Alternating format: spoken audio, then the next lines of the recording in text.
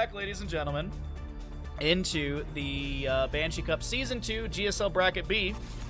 We're in our second best of 5 of the day. We got some housekeeping to do before we start talking about the draft, so we'll let the draft unfold in front of your eyes, and we'll get through all of our housekeeping. So first things first, as always, this is a Group B upper bracket semifinal matchup.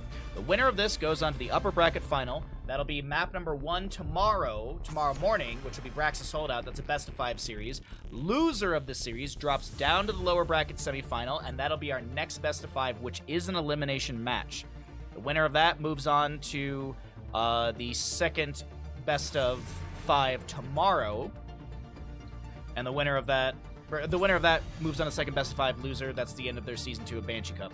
We've got the bounty system. There's $1,000 for every bounty completed by a team. They get a share of that pool, so if 4 teams complete 1 bounty each, they each get 25% of the $1,000. Butcher, Cho'Gall, Nova, Azmodan, Gazlowe, Murky, Probius, Valeera, Kel'Thuzad are all heroes that you have to pick, play, and win with. There's also unique stuff like Convection Kael'thas. You got to take the talent and win with it. Hunt Illidan, Nidus Zagara, Twin Blaze Varian, Monstrosity Abathur, Longboat Vikings. Honestly, Hunt Illidan feels the easiest. You also have some duos, Stitches Alexstrasza with the level 1 Globe talents, Lili and Chen, no specific talents, just Panda Pals. And we got triple healer team and no healer team. We have had Team Ultralisk has completed the most bounties with Valeera, Hunt Illidan, and the Stitches Alexstrasza. They've completed 3 bounties. Team Sven has done Gazlowe and Nidus Zagara. Team Holpaka has done Cho'Gall, and Team Dayquaza has done a Gazlowe. Alright, I believe that's everything for that. We've talked about Meta Madness draft, so the heroes that are picked and played are unavailable. There's no tournament baseline bans. Only heroes that are picked and played, so the heroes that are banned, Anduin, Chromie, Sylvanas, Maiev, could be popping up in maps 2 or 3, maybe 4 and 5. We're guaranteed a total of 3 maps in a best of 5 series, but maybe we'll see the series go the distance. I always hope for more Heroes of the Storm, and let's see what we got here. So, Junkrat, Yrel, Garrosh on the left-hand side, gonna need a healer, and maybe some extra damage. There's a lot of really good displacement between Toss, Righteous Hammer, and Concussion Mine. On the opposing side, Lucio has been picked up by the side of Team Sven, and this will also be Blaze on that team as well. Now, Furion banned out, no Innervate value, no roots, so no Toss into root potential. Bounty system, does that mean they get paper towels? Exactly, you nailed it. That Souls-like. What? What are you talking about, Colio? The crab game. Another crab's treasure. I love it. You love the what emote? Thank you. Thank you. Yeah. I forgot that emote existed. I completely forgot about that one. Convection is so bad. Says you, Setna. Says you. You just don't know how to not be monostarved. That's what it is. Can one team do the same bounty in a different series? No. So, Team Sven, here's a good example. Team Sven, in this best of 5, cannot do... I mean, they could draft a Gazlowe if they want, but they won't get another bounty. They could do Nidus Zagara, but they won't get another bounty. They'd have to do something different. Also on that note, if you were to pick up Butcher and Kel'Thuzad in one game in a map, you'd only get one of those bounties. You'd have to choose. The wait is over. Okay, so we get the Stuke off for the heals, and it will be Cassia to round things out on the side of Team Dynouh. Team Sven have a Blaze, Lucio, Johanna, Greymane. I'd really love to see some sort of simple mage here. Jaina, Kael'thas, Gul'dan. I'd like to see some sort of just big old burst. Especially like with Stukov wanting to drop down and throw a lurking arm. Having someone like a Kael'thas or Jaina, even Gul'dan, would be really nice. But it's gonna be an early Zagara. Okay, so Zagara, there it is. Oh, yeah, Colio, another crab's treasure. I played it yesterday for like 6 hours, and I almost canceled movie. I wasn't going to, but I was mentally like, I want to cancel movie night for this. But yeah, no, we're going to play more of another crab's treasure this week. I love that game. It's so much fun.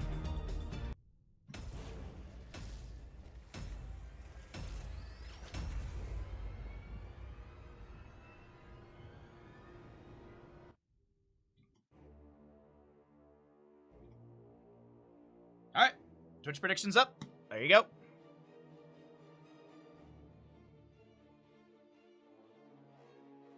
Yeah, if you're interested to check it out, Colio, they're 6 hours. Check out the VOD yesterday. The idea was to, like, split that yesterday in half and do, like, more Ghost of Tsushima or XCOM or more Batman, but I just did not stop.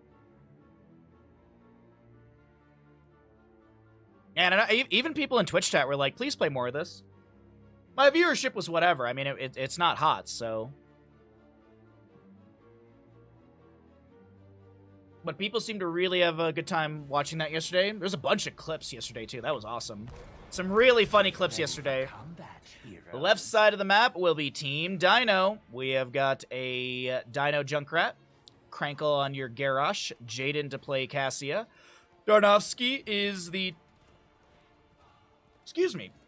Will be your Stukov. And Hyde, yes, Hyde will be on the Urel. Battle commencing in 10 seconds.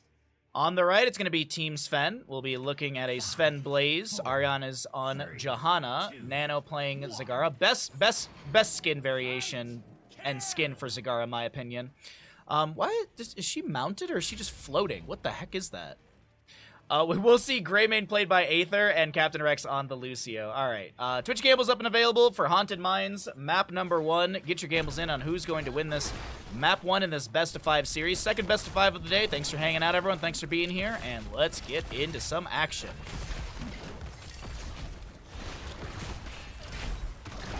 A little bit of a flank from Garrosh. Captain Rex sees it. Has the sound wave to push them back. Hydralisk summoned. Level 1 for Groundbreaker, for Garrosh is going to be the Unrivaled Strength. We'll see the low blow for the Stukov. Cassia with the the charged strikes. Bile drop Zagara, pretty standard. Stim for Blaze, same thing. We say Accelerando on our Lucio. Zealous Glare as well for Johanna. Down in bottom lane, I thought Urel was being harassed a little bit, but no, she's absolutely fine. Last question. You are welcome to ask a bunch of questions. Do not feel like you are I'm not a genie, okay? You're not limited to 3 questions. You are fine asking questions. I do not mind, my friend. Last bounty question. Can different teams complete the same bounty? Yes. So, I mean, there's Team Sven and Team Dayquaza have both done Gazlowe. So that list is for every single team. So every team could have played Gazlowe and won with it once. They didn't, but Team Sven and Team Dayquaza have done that. That's actually the only redundant one.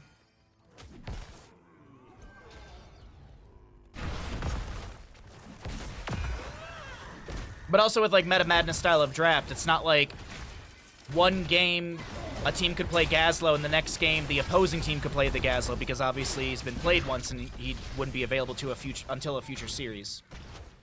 I hope I explained that well. I hope I explained that and answered your question. Righteous Hammer pushing back a few enemies. Johanna did pick up the Subdue level 4. Greymane with the Eyes in the Dark, if I'm not mistaken. Yes.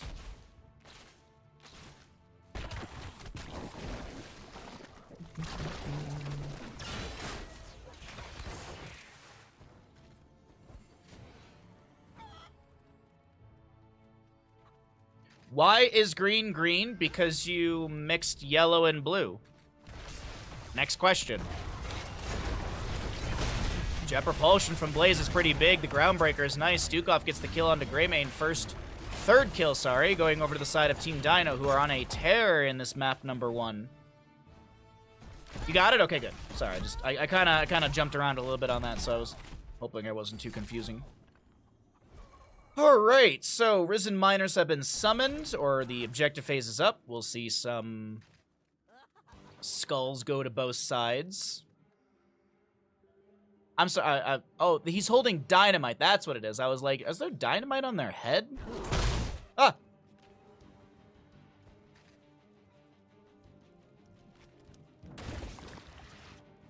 It's pretty equal. Well, no. Hold on. Team Dynouh's actually pulling ahead. There's one skull that's behind this wall right here. If you can see, you can see it on the mini map, but a lot of enemies getting back onto the surface here.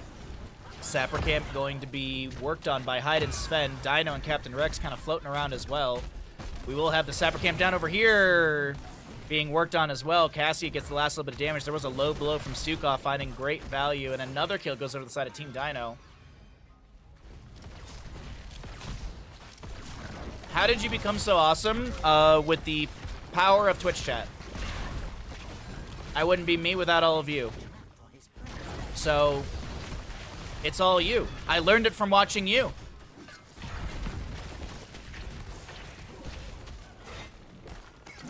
Hyde currently pushing down the bottom lane a bit more. Greymane rotating down to try and push him back.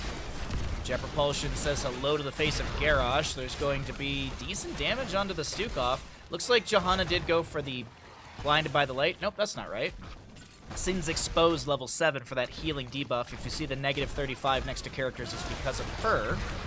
We also have a full Concussion Mine build so far with this Junkrat. Boom, Pow, and Bogged Down. I guess not really full Concussion Mine build because he didn't go for that level 1, but either way, extra wound timers are pretty much the standard, and those will, as I mentioned before, be nerfed in our upcoming patch.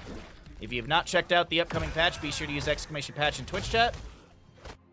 We'll see if they grab this one that's over here. Yeah, Dynouh's gonna grab it. Okay, they do find it.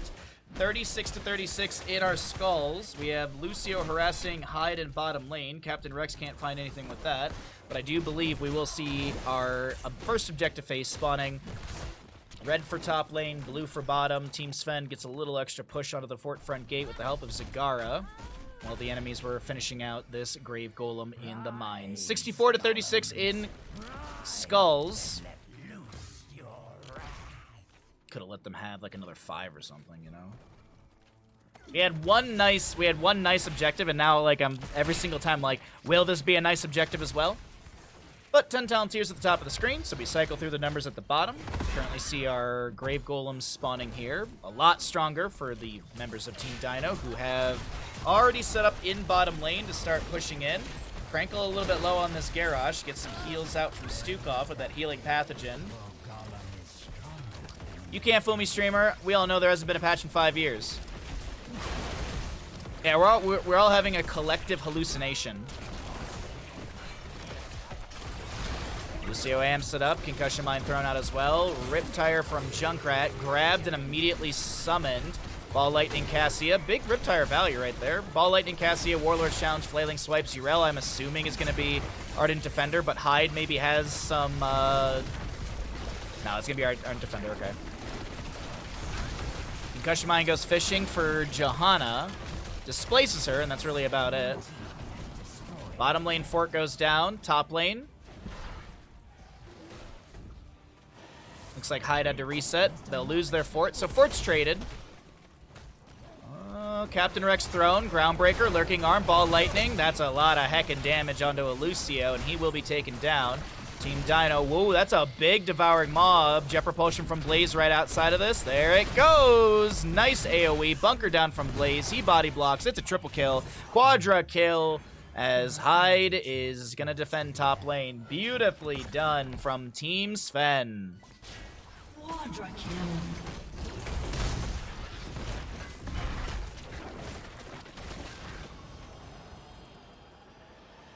Alright, vision to be grabbed for the left side. Siege Giants, 1 minute. Siege Giants, both Siege Giants are about a minute. Rounding on that for ease.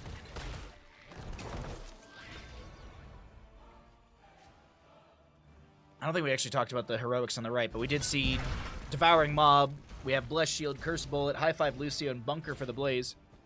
As he pushes up top lane, we take a look into bottom. Captain Rex must have been thrown out of position because yeah, that was a really awkward spot. I do believe Garrosh had some displacement or maybe even a concussion mine from Junkrat. Cool use of Bunker, absolutely. Iron Skin activated by Johanna, she backs away. 10 seconds on Lucio respawn. Junkrat in top clears out this wave. Urel joining into the ally crew. 13s are almost here. Siege Giants are about to spawn on this right side. Looks like they might be stolen away. There's no mid-tower shots because that was never updated to this map. Ball Lightning from Cassia goes out as Garrosh is the one to go down. Devouring Maw will connect onto 2. And now Stukov using Flailing Swipes to create some room. There's a big Condemn and a huge Jet Propulsion to follow up. Urel, does she have Ardent Defender to activate in time? She does. But I do... Oh, wait, hold on. Hyde gets into the mines. Lucio's got the chase down on this. It's going to take forever, but I think Lucio's got the chase.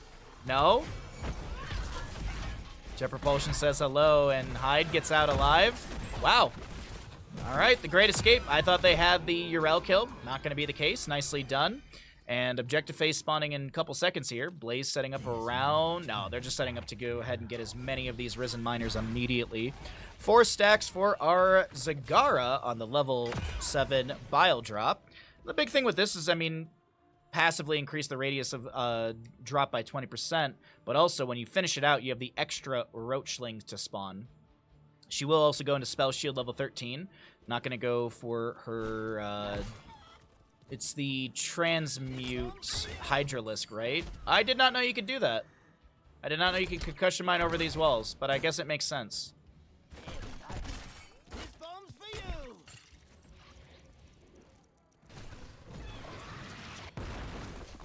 28 to 44, favoring the side of Team Sven when it comes to subjective. 28 remaining inside this center golem down here. The camps look like they're going to be picked up. 2 minutes on the left. This siege camp, the sapper camp, is about to be available. Siege camp on the right is about 2 minutes as well. Urel jumps down into the mines with the allies, and it looks like, yeah, this is going to be the vast majority... Yeah, the vast majority of these Risen Miner Skulls going over to Team Dynouh. But Team Sven, they have the combo into the... Oh my god, no. We actually saw this last weekend on Haunted Mines. And it was a different team, obviously, too. But there was literally a Garrosh setup. He was like waiting right here. And just when someone came in, he just tossed that person immediately, displaced them. That was wonderfully done by Team Dynouh. Nice utilization.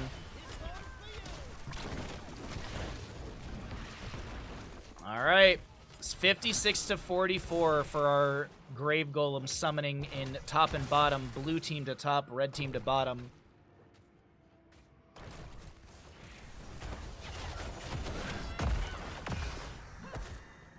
Eight to 6 in kills. Team Dynouh looking to take down another fort. We've got Junkrat in bottom lane. He's going to be poking onto this Grave Golem. Take a look and see how much HP these things have. 31,000 HP. To the 35,000. But when we're looking at damage, it's 593 versus 5. Actually, it's still really close. A lot closer than I thought, but here we go. Siege in top lane does continue. Fort should be falling there. Blaze working on bottom. Looks like Dynouh won't be able to save that. It's actually a lot of damage onto this Grave Golem. I think top lane Fort might be saved. Big lurking arm from Stukov. No virulent reaction. He's got the It Hungers level 13. Bile drops being dropped down by Zagara, and this fort will not survive in bottom, in top, excuse me, nor in bottom. Junkrat is chasing onto Sven, gets the dismount. Concussion Mine again, right into the face of Cassia. Flailing Swipes pushed back Blaze as he was trying to Jet Propulsion away. Jaden goes in for the Fend, going to be met by a Jet Propulsion. Lucio goes down as well, Devouring Maw into 2. Sven trying to get outside of this concussion, outside of this bunker. Jaden used the Ball Lightning just a little too early, so Blaze able to get back inside. Cassia being ally tossed into the engagement, trying to take down the Greymane. He'll jump inside the mines. Cassia to chase him down. Ben comes through. Is there another auto? There will be an auto into that, and Greymane does go down. Zagara falls as well. And that's a kill into the Johanna. Another sidewall being worked on right now. Do they want to end through bottom?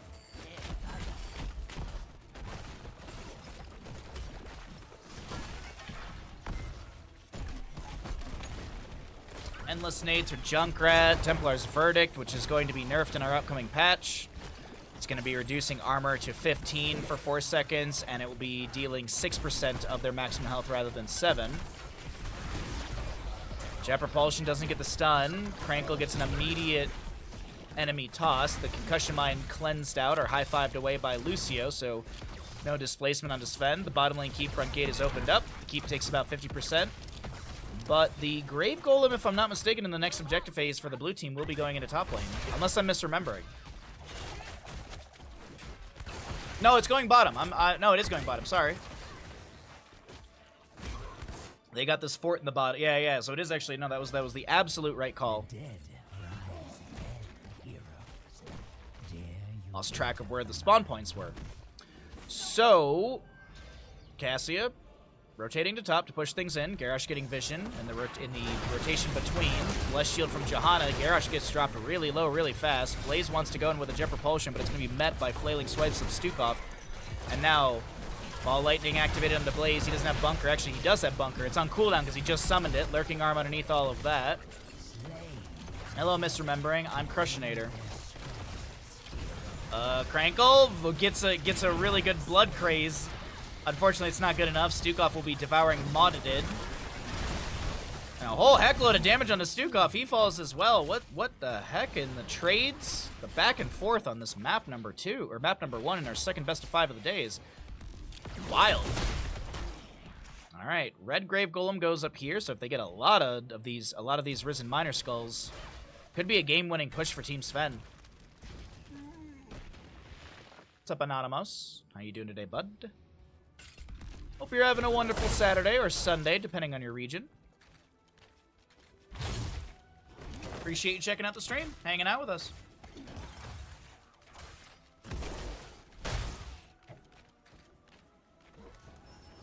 Ooh, this is gonna be a big, thick objective. This is gonna be huge. Dynouh was looking over. He was like, oh, let me just take a peek into bottom. All right, well, they're going to try and pick up a few of these. They're going to try and steal a few of these away. And maybe a couple will be grabbed. Riptire from Junkrat activated. Garrosh looking to step in as well. Activates the Indomitable.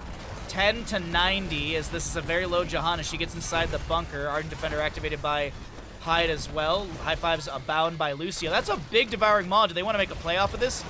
Ball Lightning comes out from Cassia. Jet Propulsion from Blaze was way too early in the greed.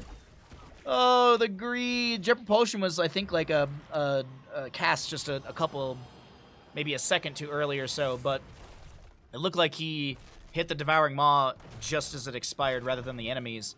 And that would have been huge. That would have been absolutely massive. I mean, speaking of mass. Why is that Junkrat? There we go. 55,703 HP versus 19,368. 801 damage into structures versus 279 damage into structures.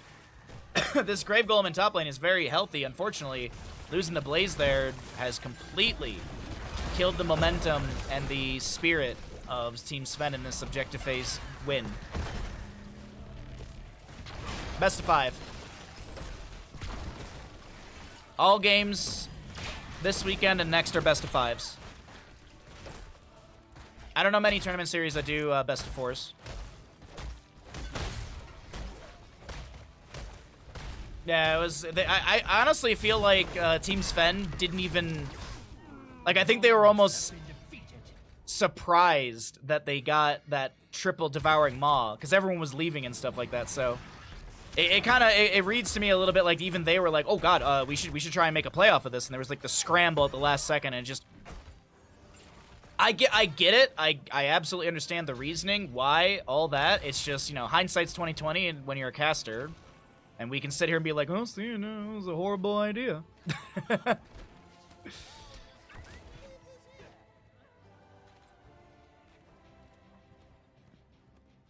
Yep, second best of 5 of the day. We've got 3 best of 5s in total. We'll have another best of 5 after this. The loser of this series will go up against the loser of the first series we just finished.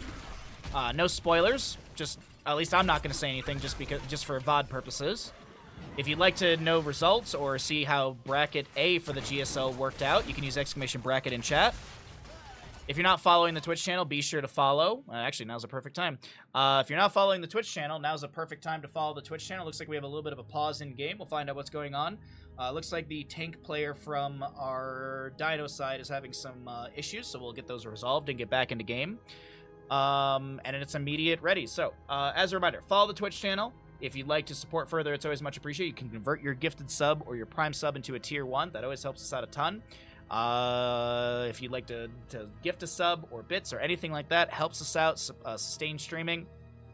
And of course, we're pushing for over 2K followers on Twitter. I don't know why it's so difficult, but apparently it is. If you have a Twitter account, you use it or not, be sure to jump over to Twitter and give the Twitter account a follow, because numbers are important to sponsors and stuff. Miss the old garden terror where you can pick up seeds and drive the terror. That was oh, that was a fun time.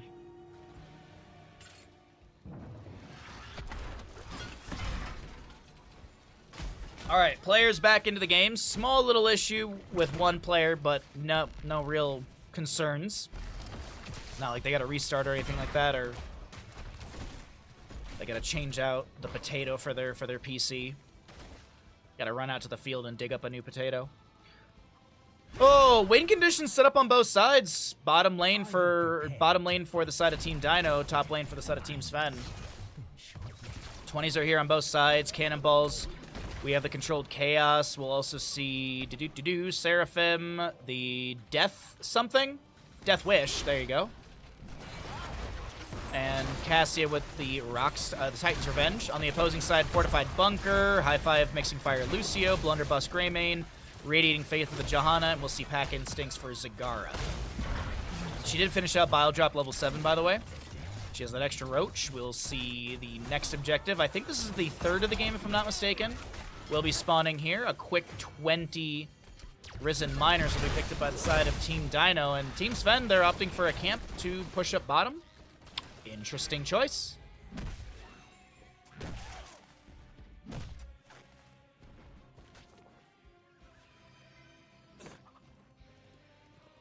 Your team trolling a teammate who didn't do anything with the garden tear, or your team literally yelling at the teammate because they didn't do they didn't drive the garden tear the exact way that they would have driven it. Riptire from Junkrat activated. Ardent Defender from Hyde also coming through as well. Concussion Mine splits Greymane away from the fight. The Warlord challenge coming through, and Johanna does go down. Bottom right, we're going to see some Sappers, or excuse me, the Risen Miners still up and available. 60 in favor for our... Oh, wait, hold on. First bullet goes wide of Urel. Jet Propulsion is really big right there, though. Zagara finds a kill. Though Johanna was traded early on, so it is 1-for-1, 4v4 in the mines currently. Those Sappers in bottom, I don't know what value they got. Garrosh able to get out of the mines. Blaze will be taken down right here. Still 64-2 in the count. Lucio poking onto Dynouh. Captain Rex trying to find a little bit of damage here, but it's going to be healed up immediately by Darnowski.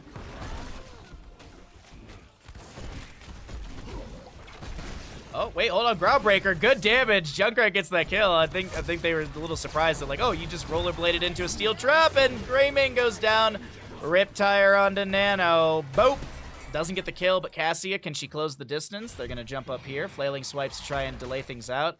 Jaden. Oh, wait. Were they expecting that to get the kill or something? The fadeaway shot? Either way.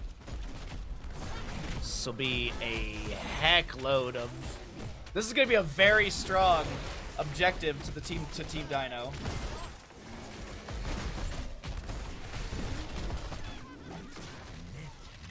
Alright, so not Garden Terror, sorry. The Grave Golems will be summoned here in top and bottom, blue to top, red to bottom. Zagara clears out top lane. Camp to be stolen away by Team Dynouh. And this keep is a little more... I mean, still has its keep front gate, but this thing's gonna be massive, man. This thing's gonna be humongous. You got map scaling and also the... You've also got the scaling from the extra skulls here. 932 damage. Bless Shield to start of the fight, though, on the top of our screen. We've got a Groundbreaker from Garrosh. Cassia able to back away. Riptire from Junkrat. No level 20 extra oomph, so that's going to be damage onto the enemy. Toss onto Sven as he gets out of the bunker. Warlord's challenge. Krankle really low here. Flailing Sweat coming out from Stukov. Bottom lane, very puny little lad over there. We currently have the Siege Giants in bottom pushing onto the keep as well. Healing Pathogen being spread around by Stukov, trying to keep the allies a little more topped off right now. Yrel jumps in, trying to find a Righteous Hammer displacement, but Johanna answers with an Iron Skin of her own. Grave Golem at 50%. Devouring Maw into 2. High five from Lucio. Sven gets the Jet Propulsion. Garrosh is the one to go down. Flailing Swipe to push back the enemy once. Bottom lane keep has fallen here as well. This is going to be top lane keep going down. But will the members of Team Dynouh look for an end? It's 4v5. Retreat ping being shown. And it looks like, okay, so Grave Golem will get some core scratching. The shields will be scratched, but that's as much. I mean, I say that's as much as they get. Team Dynouh got a double keep off of that objective phase, so they got quite a bit. Very well done. And it's just Team Sven just really needed to not make a mistake. Now, Team Sven do find a massive amount of kills. If they find like a double, triple kill, they could run through top lane and maybe end through that. Their siege damage with Zagara is fairly strong in Greymane as well. Even Bunker Blaze. I mean, Bunker Blaze is pretty high DPS. Tanks a few shots, get everyone inside the bunker. Everyone smashes Q repeatedly, I believe, and burn down a structure. Garrosh just now respawning. Lucio checks the bush, finds the enemy. There's a Blessed Shield as well. Big condemn from the Johanna. Humongous condemn from the Johanna. High five Lucio mixing fire. The bunker comes down from Blaze. This could be it right here. Siege Giants have pushed things up in this top lane. Rel's got a Righteous Hammer. Lucio keeping things amped up as well. Bunker not available for 55 seconds. Garrosh, Groundbreaker, toss. Warlord's challenge. Shots onto Sven as he Jet Propulsions away. 45 on Cassie and Dynouh, roughly. Or on Junkrat and Cassia. Flailing Swipe. Charges being used to just push back the enemies a bit. Zagara summoning a bunch of Banelings and units as well. Core shielding dropping. Hyde steps out with a Seraphim Righteous Hammer, but immediately is going to be taken down by the enemy squad. We'll see Devouring Maw onto our Stukov. And he is taken out as well. Krankle, are you going to join the allies in death, or are you going to save your KDA? It's going to be the latter of the two. GG, well played. The members of Team Sven take map number 1. Really well done. Good morning, Day. How you doing today, Day? How's Trinity? How's the good girl?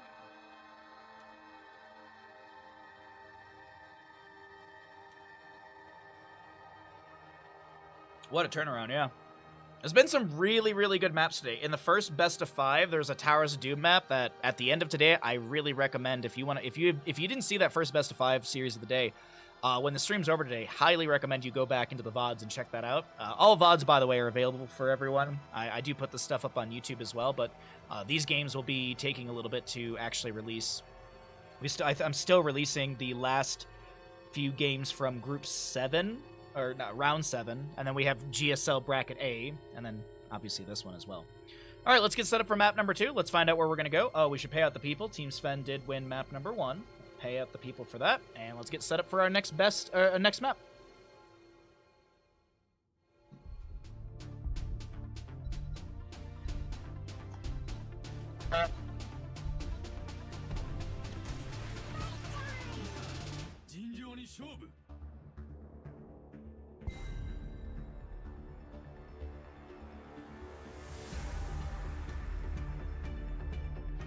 All right, sorry for the delay. My apologies. We are back. Sorry to run to the bathroom and grab a cup of tea. So just a little too many little things to do.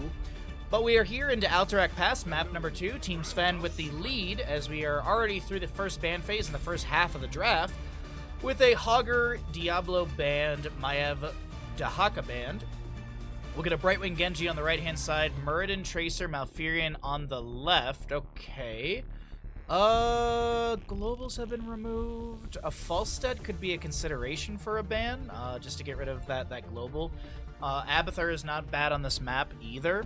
A lot of good macro pressure. Vikings isn't a bad ban either, but Sylvanas is going to be what they want to get rid of.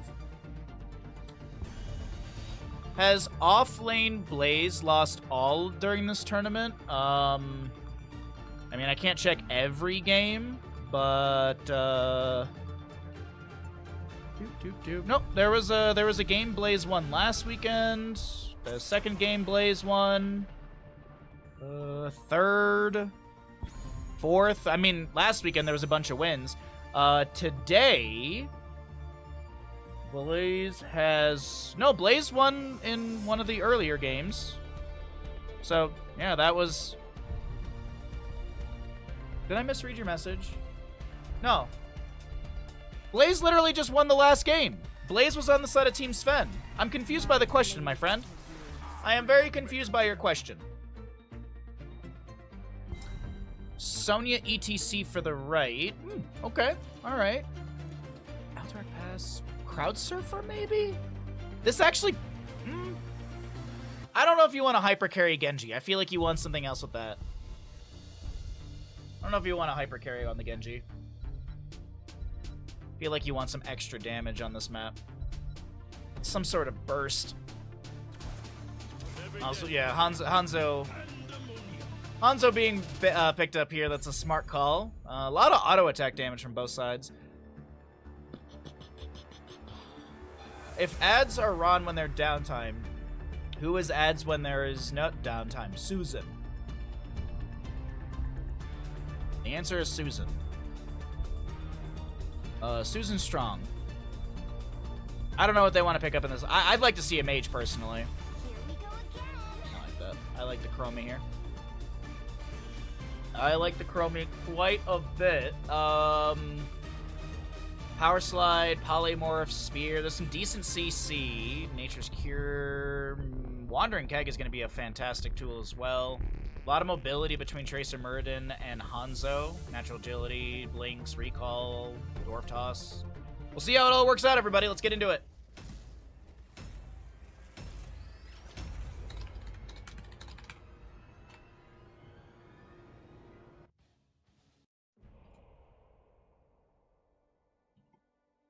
All right, 5 minutes. Get your gambles in.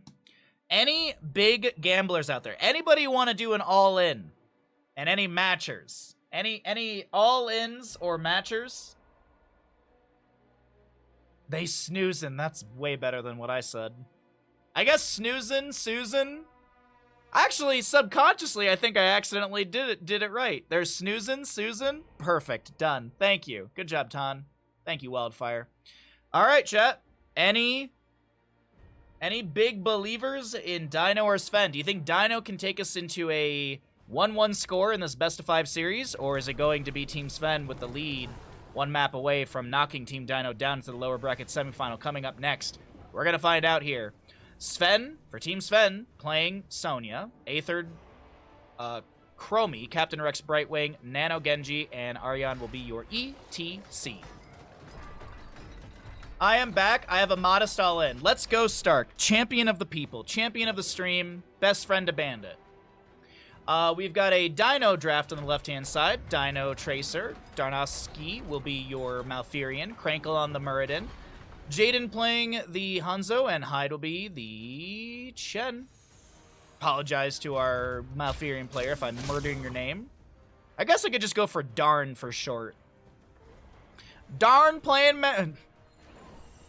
Or maybe we can just go with Asofsky? Asofsky?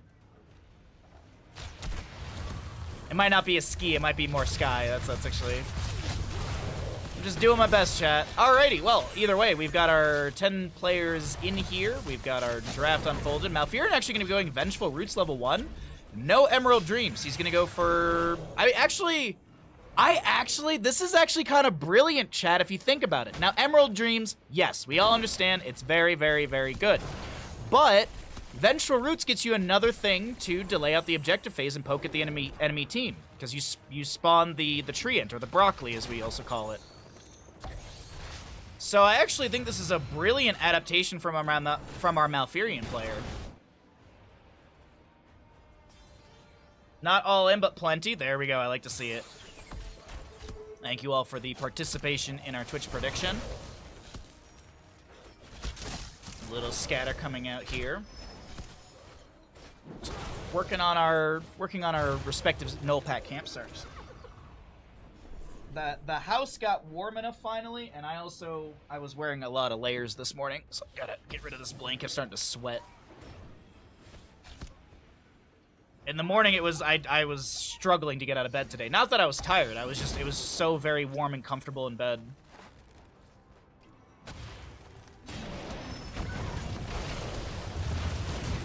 DC gonna take a Stormbolt. Krankle able to back away, tap the well. He does have third wind level 1, so he's gonna heal up quite a bit here. He's actually gonna heal up to full just about, even with that damage. Oh, ETC power sliding in, body blocking in front of the fort front gate. Krankle getting really low here. Malfurion drops the root. Vengeful Root getting its second stack right there. Broccoli to tank Mercs, yeah. I mean, but here's the thing. They got Sonya. So, like, Sonya does fine up against the null pack camp. But it does tank as well. But it is also a really, really good tool around the objective phase. Phase shift from Brightwing into bottom lane. And our first objective of the map is going to be spawning here on the north side. Malfurion to Hearth out for full mana in preparation. Left side camp is going to spawn a little bit after these objectives are up. Same thing with the right side.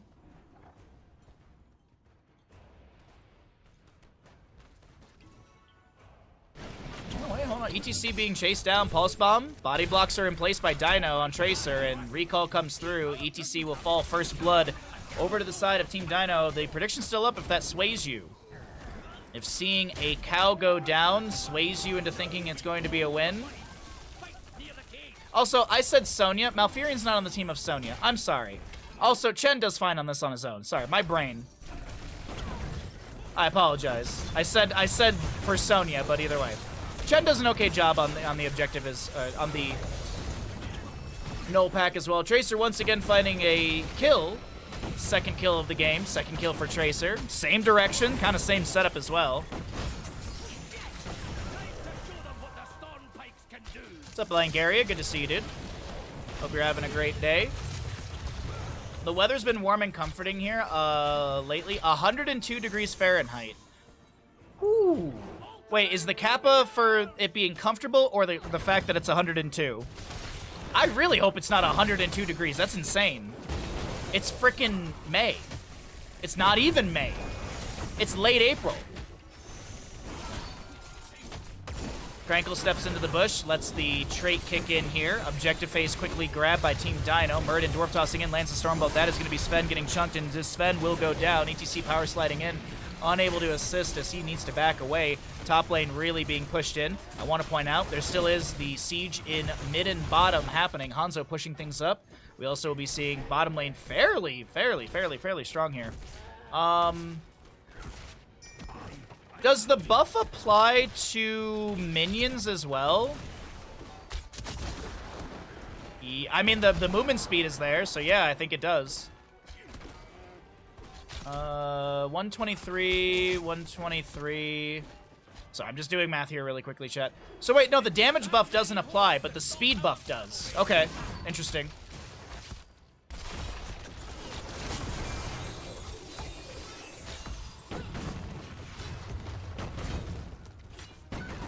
It has been 102 Fahrenheit. Where the heck are you?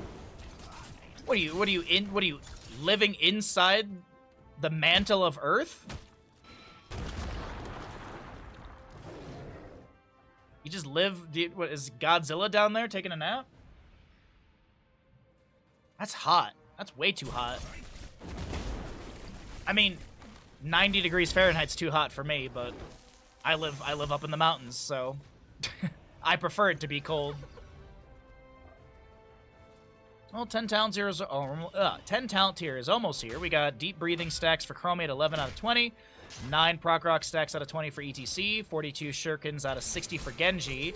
Hanzo Symbol Geometry on 9 stacks. Going to try and find a little bit more here in mid. Won't be able to do so, but with the 10s here, let's go ahead and take a look at what the other stats are looking like. Haymaker Muradin, by the way. Wandering Keg. We got a Dragon's Arrow Hanzo. Twilight Dreams on Malfurion, and that looks like a Sticky Bomb to me for Tracer.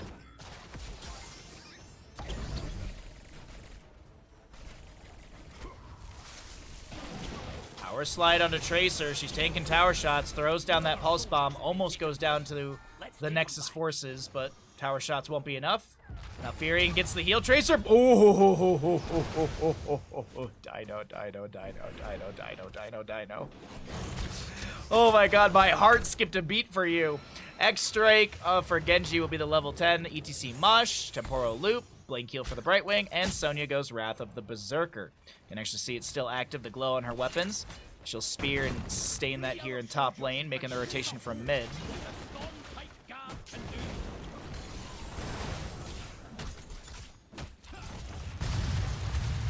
It's still like even with like that temperature swing, that's still insane. Over 100 degrees in April. And we were just talking about it earlier in Omaha, Nebraska. There was a gigantic tornado. And if you know anything about tornadoes, there's a rating system called EF. And basically, like an EF1 is small tornado, but still will deal some damage. Apparently, this is being considered. It hasn't been officially confirmed, but this is being the tornado from yesterday was being looked at, and it may be an EF5 tornado, which is the biggest rating. There hasn't been an EF5 tornado, I was actually looking this up, in 11 years in the United States. ETC drops a Mash on Malfurion on the left-hand side. The Dragon's Arrow goes wide, because the EU arrows accordingly never miss, but apparently they have been all day today. Sven will be chased down by Tracer. ETC bopped into the tower shots, and as I said, the Nexus Force is finding that kill right there. Aether trying to get away, but that is not going to work out for Chromie. Genji tries to deflect, and he is going to, well, he's going to be chilling in the Hall of Storms for the next 24 seconds. A quadra kill will be picked up by the side of Team Dynouh, who are looking to really rampage through this map number 2, saying, Map 1, that was just a warm-up. That was just a fluke. You guys didn't actually deserve the win. I think this planet is just done with our shenanigans. Oh, dude, I've been saying that for years. I absolutely agree.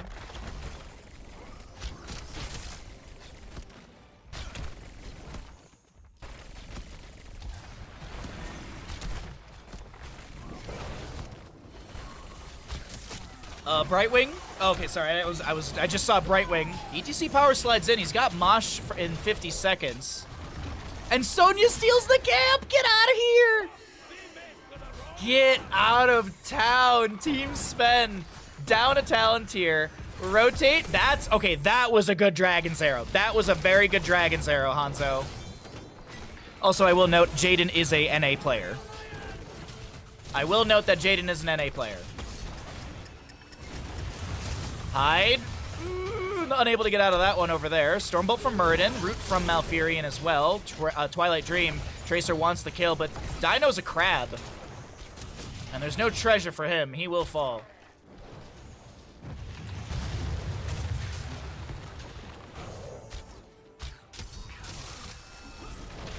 Stormbolt from Muradin. Genji's actually getting really low. Or not Genji. Muradin's getting really low here. He needs a straight to kick in.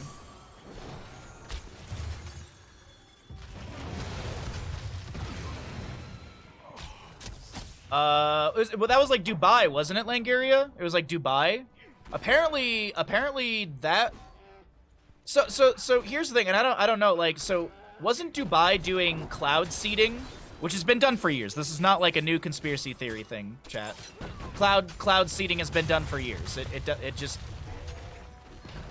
There's actually a graph on it around that same time, but I swear, like Dubai did cloud seeding or something like that, and then they got like torrential, like biblical amounts of rain. Like Noah, get the ark rain. Crinkle throws the Stormbolt back. Sonya just walked in and got boss. Not a single effort. You can almost say that Sonya is the boss. Sonya just walked in and got the butt. Not a single effort. That was a good butt spot. That was a good one for once. Alrighty. Well, it's 7-3 in kills, favoring the side of Team Dynouh, but the experience is better to Team Sven. Granted, waves still need to be soaked up here, so it is... Technically, I think Team Dynouh should be ahead if they were, rotate around, grab all the existing experience and such.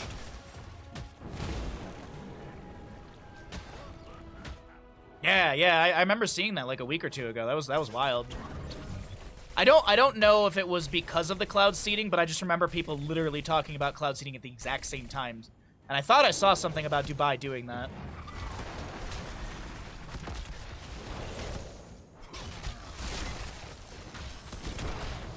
Well, Vengeful Roots, only 7 stacks.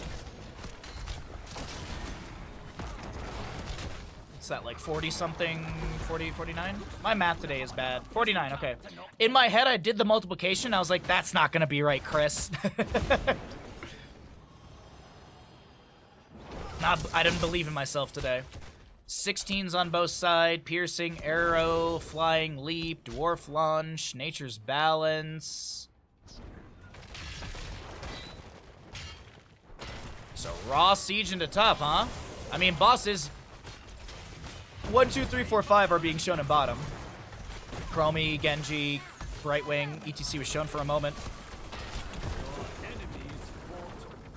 Meanwhile, in top lane, this will be fort taken down. Team Dynouh with a structure lead here. All outer layers, all forts have been removed on Team Sven. Team Dynouh looking to step up. This is the 3rd objective phase of the game. We know this because, well, I've been counting, but 2, there is 50 seconds of channel time necessary and 4 jailers around. First objective, 30 seconds, 2 jailers.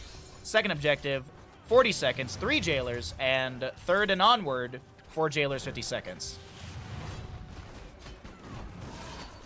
Hyde has got the Wandering Keg available. He activates Stagger, but can he actually get the Wandering Keg out in time?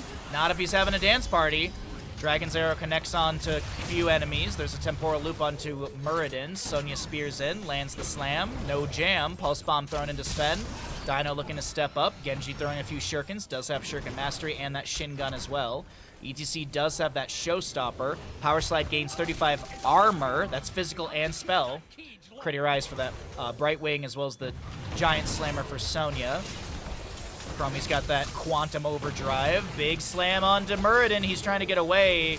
And I feel like I have not seen a single Haymaker used, and that would have been a critical moment to use one. Granted, there's a little bit of a wind-up, and I think he was dead either way.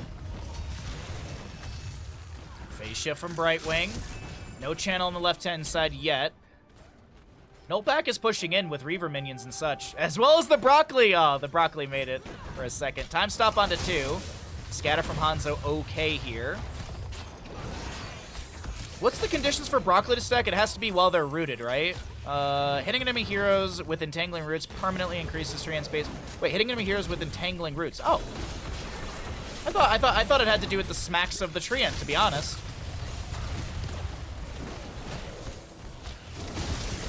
More scatters coming out. Sonya, the left-hand side, still getting the channel. Hyde. Someone's Temporal Looped and dead. It's Tracer. Sonya gets the okay. Oh, wait, hold on. This is going to be a Malfurion falling as well. Oh, it did get a... No. That was the Wandering Keg, Freaky. There was, earlier in the game, there was an ETC kill over here, and that was the Wandering Keg. I gotta be honest. I 100% had thought, because I don't see it very often, I had thought that this was when the Treant attacks, not when you get a root. Alright. See, you can't know everything, chat. You can't. You can't know everything in a game you've been casting for 5 years?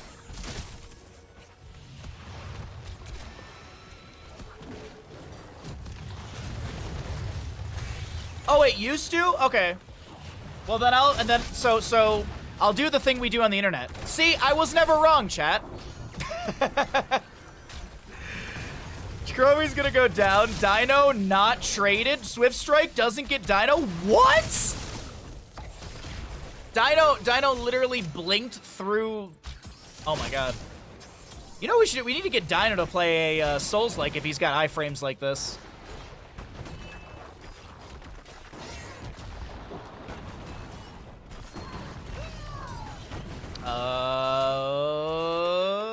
ETC drops a Maj. There's a phase shift from Brightwing somewhere. I actually didn't see where it went.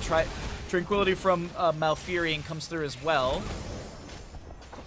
Top lane keep has gone down. Sonya gets that for free. I mean, she did the same thing she did on that top lane boss. She just kind of walked up to it. Murden has a Skullcracker level 7. They'll take down ETC. His hide is cooked.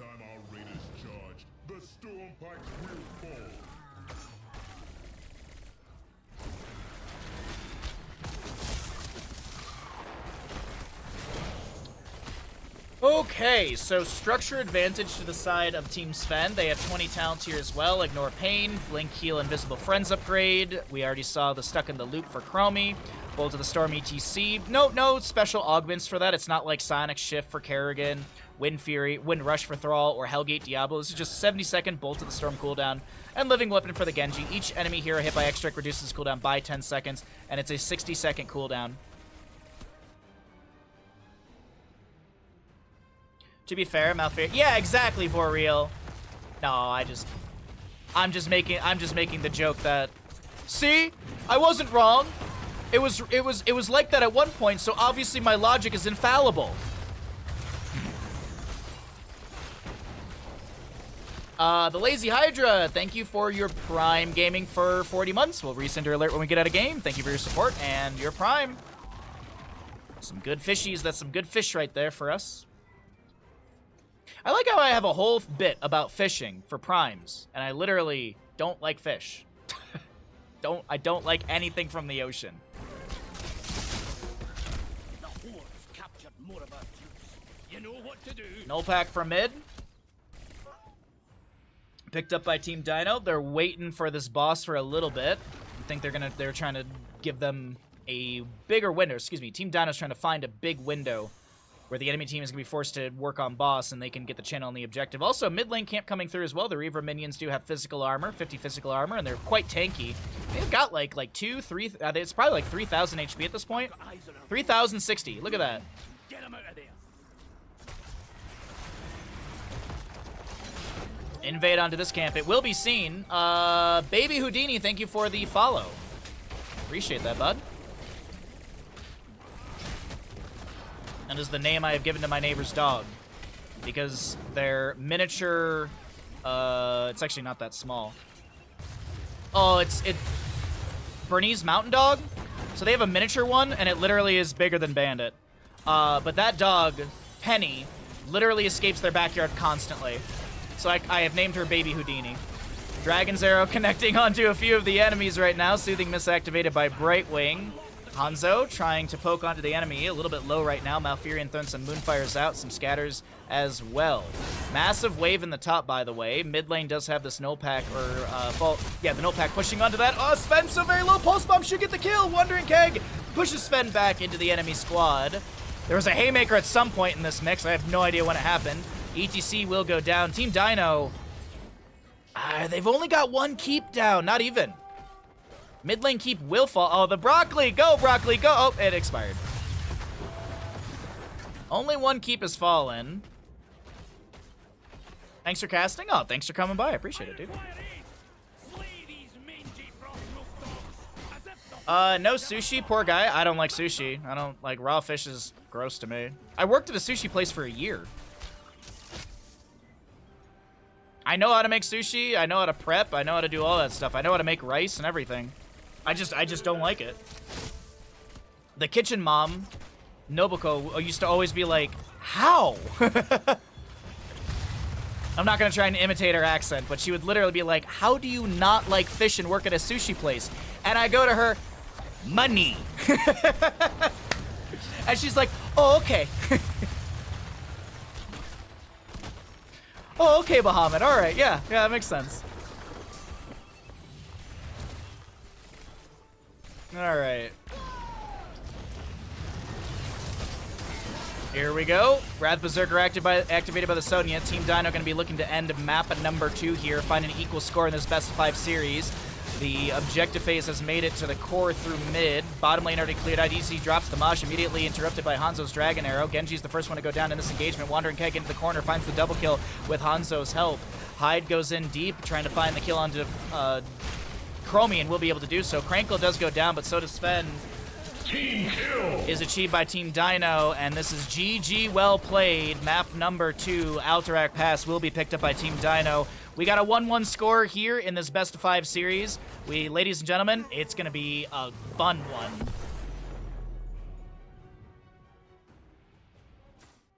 What about sushi without fish? I mean, yeah, that's fine. Like, whenever people want to go get sushi, I usually just get vegetarian rolls and rice, and hopefully they have decent appetizers that I can kind of make a meal out of. When we were displaced by the Caldor fire, Caldor with a C, a couple of years ago, we had to leave the mountain, and so I stayed with some friends in Sacramento. We stayed with some friends in Chico, and so the friends in Chico were like a 10, 20-minute walk from their downtown, so we went and got sushi, because that's what everyone wanted, even though there's a bunch of vegans, which is just weird to me. So I ended up getting, they had, like, chicken pot stickers, and then I just got, like, 2 veggie rolls. And then I was hungry an hour and a half later, because sushi is not a meal. It's a snack. Kebab cooking stream when? That's not a bad idea. We're doing mac and cheese tomorrow, and then next Sunday... the game plan is to do tamales on Cinco de Mayo. And then we could do kebab in the future. I'd have to look up and see how involved it is, but I would not mind doing a kebab stream. Discord.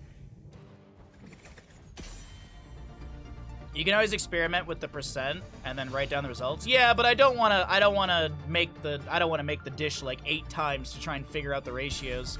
What I would rather do is look it up, or literally talk to my cousin or something back in Romania and ask him to talk to a friend or something. Or ask my dad to ask his sister, because I still have family back in Cluj. Welcome back, everybody, into Banshee Cup. We are here in our second best of 5 of the day. We still have another best of 5 after this. Loser of this series will be playing in the lower bracket semifinal, which is an elimination matchup. Winner of this moves on to the upper bracket final, and that'll be our first best of 5 tomorrow morning.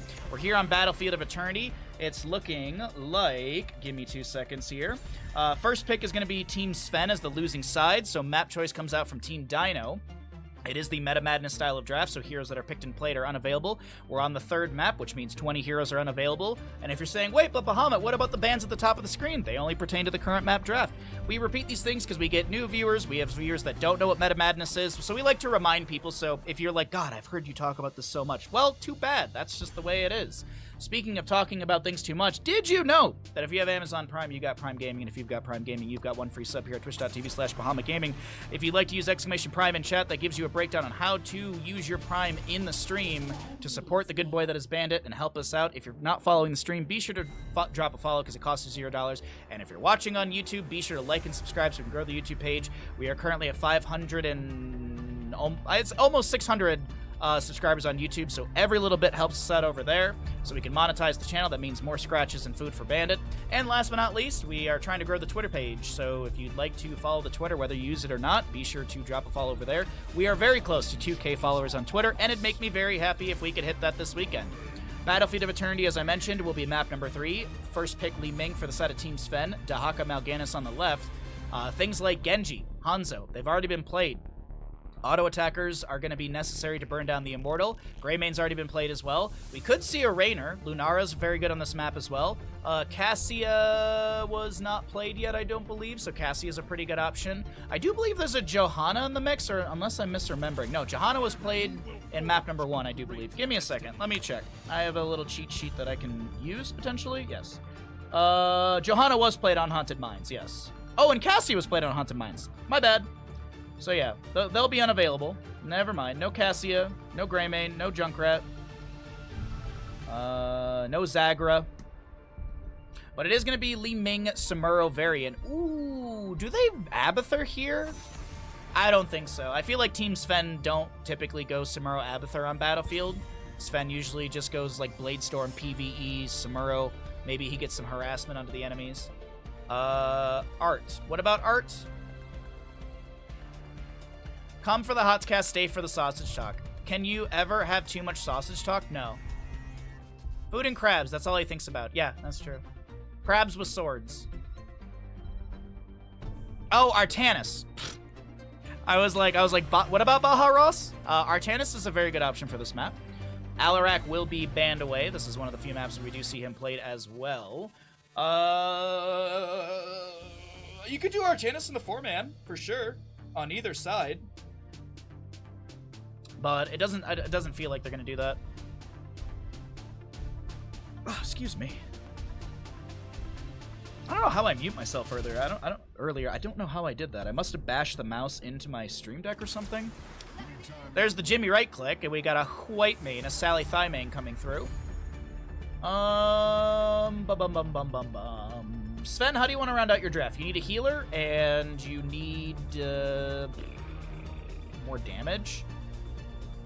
I feel like they need beef. Like, I'd like to see an Imperious or a... Oh, dude, Imperious would be so good. Like, you still have solo lane Samuro, but you stab off of Varian Charge and Li Ming bursts down. Now, it is going to be the auto attacker into Tychus and Decker Kane for the heals. I do like the Decker quite a bit here. Good shapes and such to slow and root the enemy. Stay a while and listen, another great shape. Good to see Lornados. It was played yesterday, I do... Oh, I know. That was Thursday, I think, and that was NA in-houses, so never mind. Everything's blending together. And I'm hungry. I didn't think they'd do it, but it does work in the 4-man. I mean, Dahaka or Artanis works in the 4-man. Are we really going to get a Dynouh Artanis? Ooh, this is going to be so... This is going to be okay. Okay. All right, let's see it.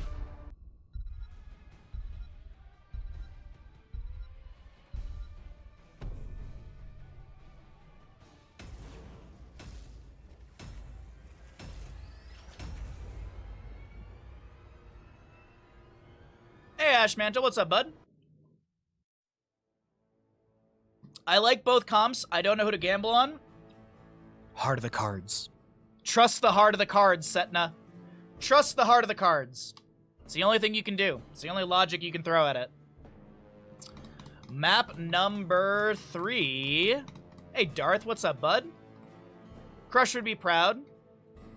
I did see him earlier. I'm not sure if he's still here. He might be doing chores or reffing. By the way, I was looking over at the D&D chat we have with some friends, and we just got levels up, and so everyone's kind of, getting levels up before today's sessions.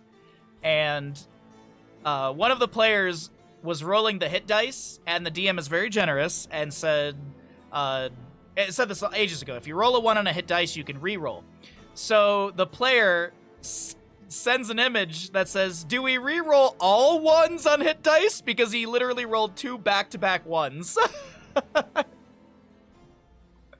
That's just too funny to me. That's just way too funny.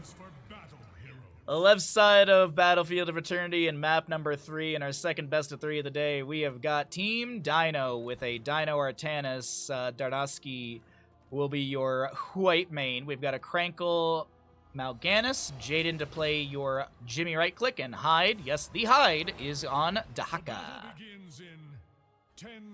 Right side of the map, Team Sven with a Sven Samuro. He's going to go into Way of...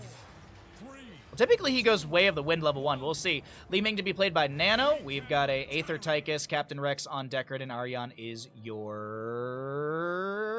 Varian. Thanks for the heads up, Baha. Oh, no worries, bud. I knew you'd get to it eventually. It popped up and I looked over at it and I was just cracking up. I have a headache and my water heater broke last night, but it's oh wow. Hey, I hope it's a really easy fix for you, Darth. I really hope it's a super easy fix. I'm sorry to hear that. Wait, but don't you live in a place where, like, couldn't you just open up the window and, like, wouldn't that just superheat the water for you guys? D20 said Dynouh will win. How'd you do that? Did you do it like 50-50, like evens or odds sort of deal?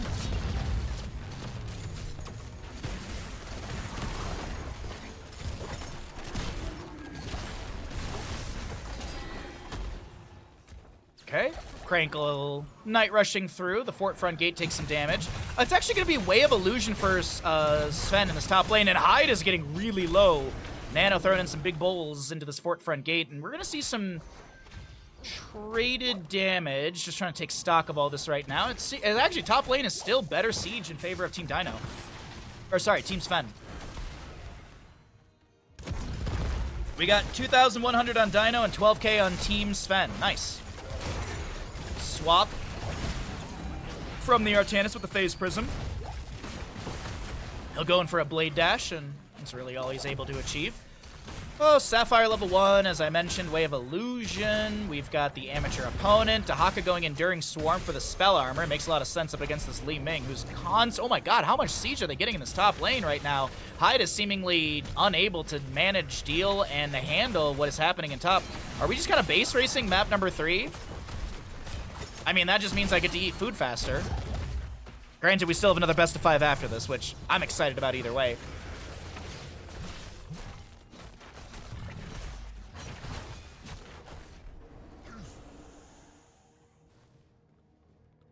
The internal liner is leaking into the pilot light mechanism. It's a system replacement. Oh, no. Oh, but that's I'm sorry. I'm so sorry to hear that. That's such a stress and strain and such an annoyance. I hope it goes by quick, and I hope it's a, you know. I have the privilege of calling my landlord. I'm looking forward to this like a hot sauce enema. Oh god, that's so wow. I may steal that from you, Dart. That's way too funny. First blood goes over to the side of Team Dynouh. The gamble's still up. Oh wait, it's actually closing right now. Never mind. Oh, man. All right, anyways, let's get back into the game. We have objective phase in the north-south positioning. Sven has just really run it down in top lane, and he's got most of that fort by comparison to bottom. Still about 50% here. The Immortal, the first half, going to be burned down by Team Dynouh easily. Immortals will go to race potential sides, red on the left, blue on the right, and we'll see if Sven and crew will defend. It looks like they are going to set up for a defense. Let's pull away the talents. Sven on Samura on the right side of our screen is going to start working on Alarian.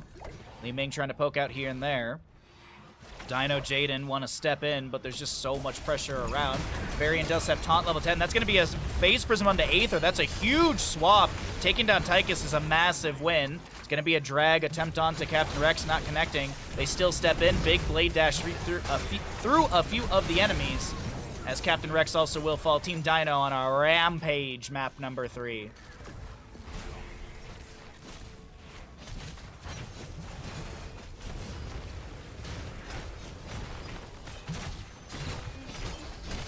Okay, so about good chunk of the Immortal was burned down here. White Man gets that last auto. Mal'Ganis working on the camp for bottom lane. 7 talent here faster for Team Dynouh with the extra kills and such.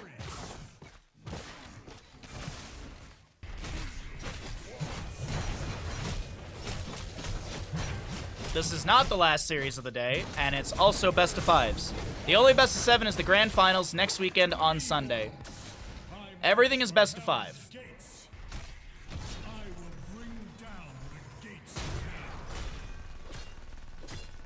What's up, Random? Good to see you, dude. Good to see you, buds. Okay, Dynouh's just gonna have his trait kick in, focusing onto the fort right now. Sapphire gets the slow but no root. Sven's rotated down, focusing onto Jaden. Mirror Image is getting great damage. Samuro's Way of Illusion level 1 is completed. There's a taunt onto Whitemane. She's going to try and get out of here. Zeal marked onto her. She's running to the right, but that's not her side of the base, and looks like she's going to be caught between a Blade Master and a Magician. Meanwhile, Tychus is currently chasing down Dynouh. Oh, no. Aether, there's a potion right next to you. Pick it up!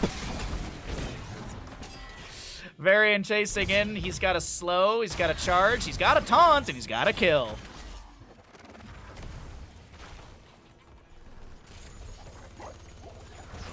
Still another best of 5 after this, as I had mentioned previously. We got our 10 Talentiers coming through soon. Sven does take down the top lane fort. The Immortal phase has expired. Team Sven actually with the lead right now in experience, and looks like they're going to try and open up bottom lane a little bit further as well. Dahaka burrows. He does have that lurk restraint, that's why he's invisible right now.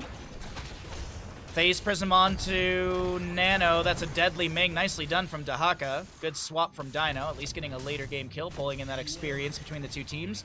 Objective phasings will be spawning here on the race potential sides. We know this because we have the natural vision for the blue team. If we were to swap to the vision of the red team, you'd see those axes go to the right-hand side. Stay a while and listen. The Illusion Master at level 10 for Samuro. We'll see if Varian charges or if he'll be protected when he presses W or E. Or how often he can charge, sorry. And Commandeer Odin, Wave of Force. On the opposing side, Suppression Pulse, Banshee for Rainer's Raider. Level 20 Banshee upgrade is insane. The Duskwing, like the armor reduction is insane. And you also can reduce the armor of the Immortals, giving you faster race. Carrion Swarm for the Mal'Ganis Isolation Dahaka and the Scarlet Aegis White Mane.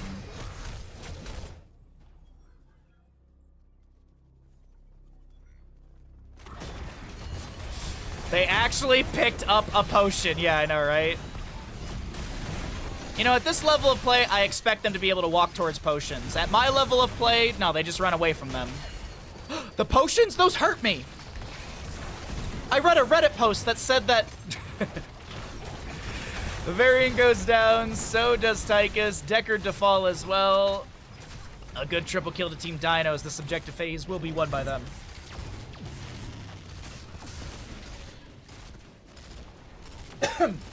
Excuse me, my throat got so dry.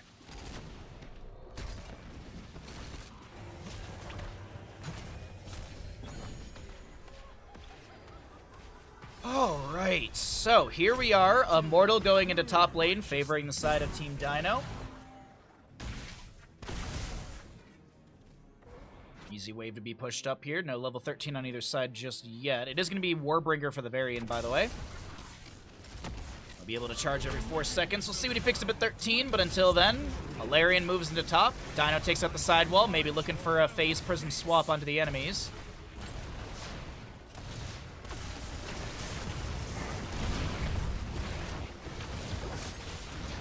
Avoid all red things on the ground is instinctual. See, that's why they need to make it blue, because everyone knows blue is the best artificial flavor for everything. Blue raspberry Jolly Ranchers? Oh, all day.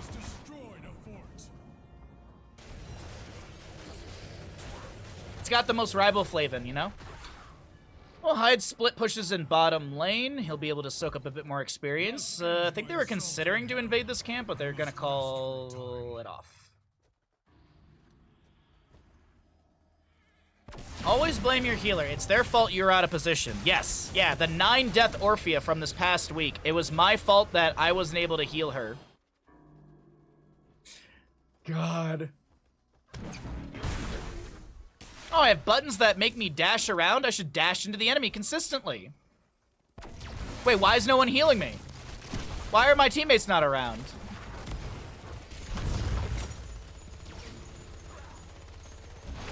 Level 13 is here for the... Actually, for both teams, just about. Samuro gets top lane camp. Oh, Shattering Throw for our Varian level 13. Okay. Getting rid of some of that shielding on the Artanis from his trait. One of the mirror images being cleared out here. That's going to be Stay a While and Listen going out. Looks like it will not connect onto Dynouh. I think he had a cleanse or something. Maybe an intercession from Whitemane. Samuro trying to micro these mirror images, but he's also trying to get out of here. He's able to swap over to the left-hand side. Carrion Swarm activated by the Mal'Ganis as an Arcane Orb thrown up by Nano doesn't connect onto anyone.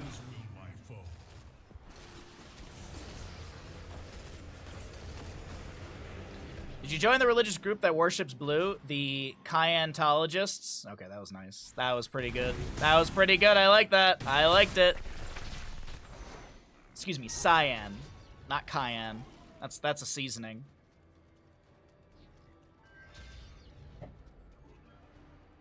There is no escaping my justice. 13s for both sides are here. We've got Varian going in for the charge taunt onto Dynouh. A very low isolated Nano is taken down. Whitemane able to get that kill onto Li Ming. Varian out of position from that beautiful swap of Dynouh. He goes back in with a blade dash, chunking onto Varian. He'll be taken down by Whitemane as well. Whitemane, the true assassin for the side of Team Dynouh, and they'll get the first half of this Immortal easily. Enemy Immortal maybe took a hit or two. Hyde moves into top lane. Sven activates his mirror image. Excuse me. will drop mirror images, I guess you could say. And Dahaka just respectfully says, alright, you know what, I'm not dealing with this. You have a lot of really, really good damage with those multiple mirror images, with the Way of Illusion, as well as the Burning Blade. There's going to be Sakuchi level 13 for that little bit of a teleport.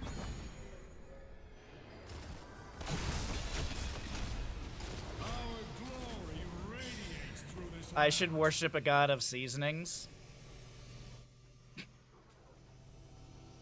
It's just Kratos, but instead he's got like a tool belt of seasonings. And instead of a giant axe, he's got a giant meat tenderizer.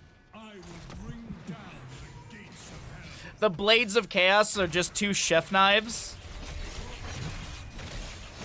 The battle axe is just a giant cleaver. He's just got a ridiculously sized cleaver. That's what it is. All right, well, Mal'Ganis will go down. Not sure really what was going on over here. I was just checking. I was assuming everyone was going to be moving towards the Immortal Siege into top lane. 16 Palantir here first for the side of Team Dynouh, as this Immortal is going to take down the Keep Front Gate. A swap from Artanis is pretty good into the Varian, who is chunking quite a bit. I mean, the Shattering Throw is denying some of those shields. Actually, might have been Samuro there that was autoing into. What's the cooldown for Shattering Throw again? Okay, so it's about halfway through, so he did use it about 15, 20 seconds ago.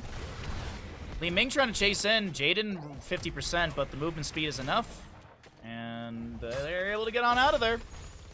Dynouh able to disengage. They don't get the keep, but they open up the map further. Dahaka brush stalking into bottom. Gonna grab this camp with the help of Artanis.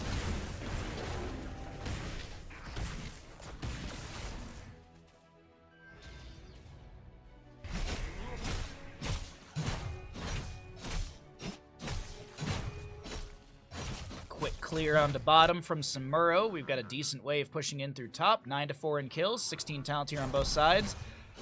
Oh, we got Bonk for our Deckard Cain. He already went to Ancient Blessings at 13. Mirror Ball for Li Ming is a pretty big pickup. We've got the Banner Dalaran as well. Press the Attack for Samuro is a nice pickup.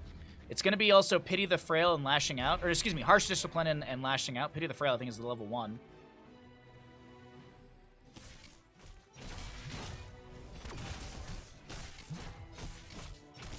No team fighting. No team fighting to be had. Bottom fort is going to take some damage, but it doesn't look like Nano is going to be able to stick around for more. Zoned by the Mal'Ganis. We currently have Artanis. What happened to Artanis' health? Dear Lord. Shattering Throw coming through right there. Big stay well and listen, as the Blind as a Bat will be going through a ton of the enemies. Oh my god. Blind as a Bat. Finds a triple kill, essentially. Dahaka brush stalking in. He went the wrong way. I think they're looking for Tychus, who gets out to the left-hand side. Objective phase is up and available. It's not an ending moment, but this should be the first half easily picked up by the members of Team Dynouh. Drag does not connect right there. Mal'Ganis, no, he's got some heals. He's got that Zeal mark from Whitemane. That's that golden glow around him.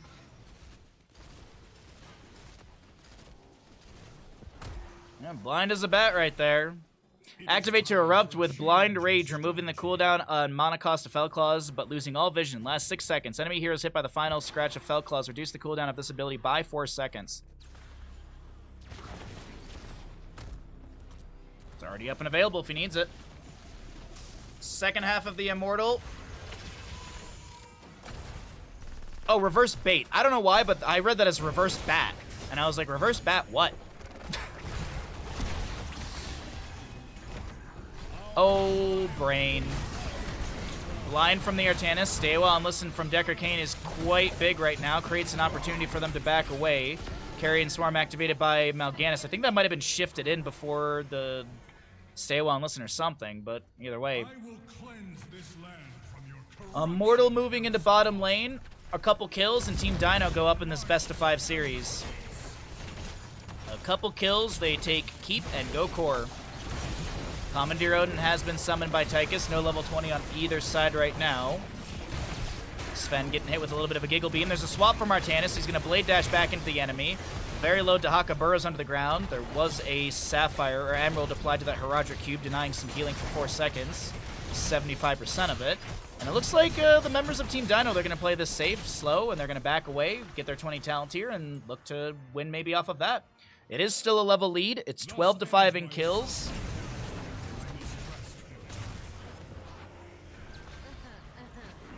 And we'll see that level 20 picked up faster for Team Dynouh off of some waves. Granted, those waves... no, Dahaka Hyde can step up. He should get it off of this. If not, they'll get it off this camp on the left-hand side. There it is, just about. Scarlet Crusade, Orbital Bombardment. There's the Duskwing. Increase the health and leash range of Rainer's Raider by 100%, and its basic attack lowers enemy armor by 3 for 1 second, stacking up to 30 times. Now keep in mind, the Banshee has a very rapid attack rate. Attacks per second is 2. So the stackage of that minus 30 armor, and that's armor. It's not physical or spell. It's both. Isolation Contagion upgrade, and we will also see our Carrion Swarm with the Seeker Swarm level 20. Upon expiring, Carrion Swarm bats seek nearby enemy heroes, dealing 289 damage and sleeping them for 2.5 seconds. Half a level to go for level 20 on the right-hand side. Team Sven just going to try and poke out this wave from a safe distance.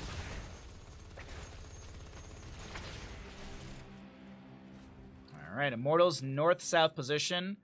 Red race will be, or the red Immortal to race down will be in this bottom here. Suppression Pulse has 2 charges. Dynouh grabs the camp on the left-hand side. And 20 talent here. Going to be grabbed slowly off this wave, or just passively let the experience trickle in. So this is what I was talking about earlier. Rapid damage onto the Immortal here. God dang. Suppression Pulse from the Artanis. Now again, it's dropped a little low. The first half of the Immortal, I think, is about to be finished out. And absolutely it is.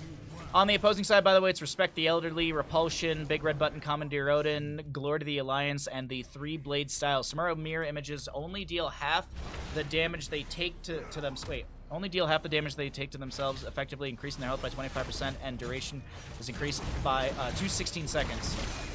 I think I read that wrong, but that's okay. We got a fight to break out. Bottom lane camp pushing in.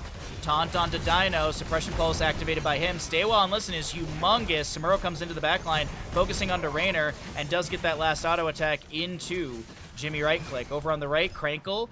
Carrion Swarm, Seeker Swarm does activate. He's trying to back away. There's a taunt. Isolation from Hyde connects and splashes onto 2-3 heroes total. Bottom keep has gone down to that Fallen Shaman, as I mentioned. Hyde will fall over here on the right. Don't think he has any tools to get out of that one. And Li Ming getting another reset here. Fallen Shaman pushing into the core. But they want this Immortal over on the side of Team Sven, and they're going to get it.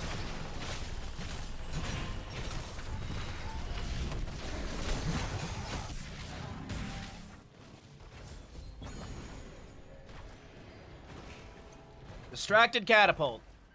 Red team's core is under attack. Is it really? I don't know about that, Immortal announcer dude. Oh, alright. Well, there's an Artanis dying in bottom. My apologies. I was looking at a catapult dealing damage to something.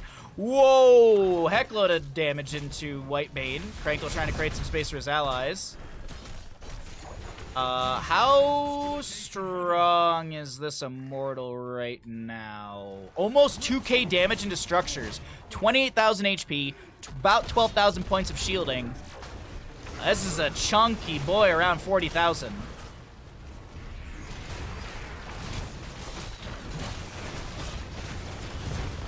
Look at that juicy tower over there. Dynouh dies. Have Team Sven turned it around here? Commandeer Odin, big red button. There's the Ancient Blessings activated by the Decker Cane. Stay well and listen with the Respect the Elderly as well. White main split from the team over on the right-hand side. Mal'Ganis getting a little bit low, gets the Carrion Swarm activated. We will see a kill onto Jimmy right-click, which is a lot of the sustained damage. Also, that Banshee's gone too. Li Ming throwing in a combo. Hyde's able to burrow. He also, I think, had some spell armor to deny some of that damage. But either way, this is Team Sven rolling through Battlefield of Eternity. Team Sven one map away from dropping Team Dynouh into the lower bracket. Semi-final matchup up next.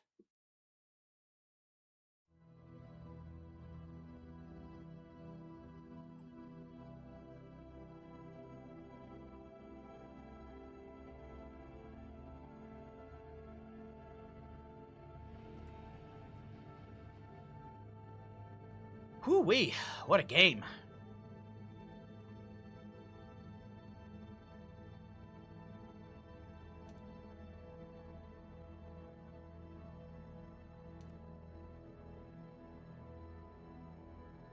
Lyrical genius Fred Durst. That was a close game. It's been really good games today, honestly. It's been really good games all day. I guess more the one true admin. But anyways, we're back into it. Map number 4. As I mentioned, we could be seeing 7 more maps still. We could have 2 more maps in this best of 5, and we could have another 5 in the upcoming best of 5. Or Team Sven could just win here through Tomb of the Spider Queen. As I mentioned, going to be the 4th map.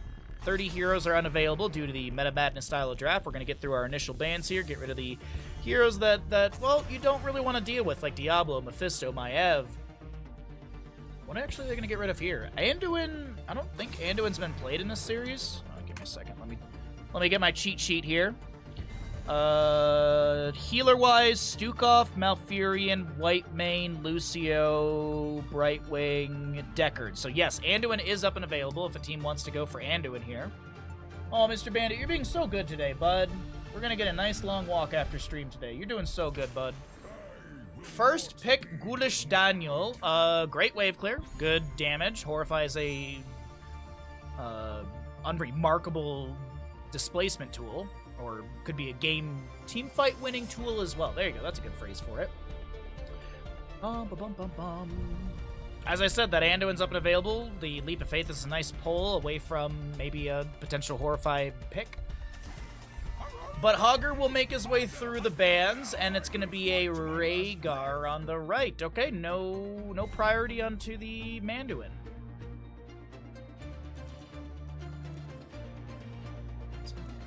Oh, wait, I'll wait for the entire draft to steep the tea, actually. Not that thirsty at this time. Stabby Daddy. I like it. I like it. The light abandons no man. I really want this Imperius to be in the 4-man. Celestial Charge into Hammer of Justice from Uther, the stun. So, or even vice versa. Stun into Celestial Charge. Gul'dan drops the damage. Yeah. I'd really like this Imperius to be in the 4-man rotation. Ban-wise, maybe target... I was going to say maybe target a tank, but a second healer's not a bad option. Actually, as I say target a tank, Uther's probably going to be the main tank, so the double healer... The double healer ban makes sense. Medivh is going to be removed. No bird shenanigans in this game. Team Sven are the one team that I think would run Cho'Gall here, and... Team Sven has not claimed the bounty on Cho'Gall for their team, so they could run it. Ancestor healing's pretty good, and then you pick up like a mage or an auto attacker. Like you can literally grab Cho'Gall right here. Granted, well, no, they're not gonna do it. Our world is worth fighting for. Convection Kael'thas? I doubt it.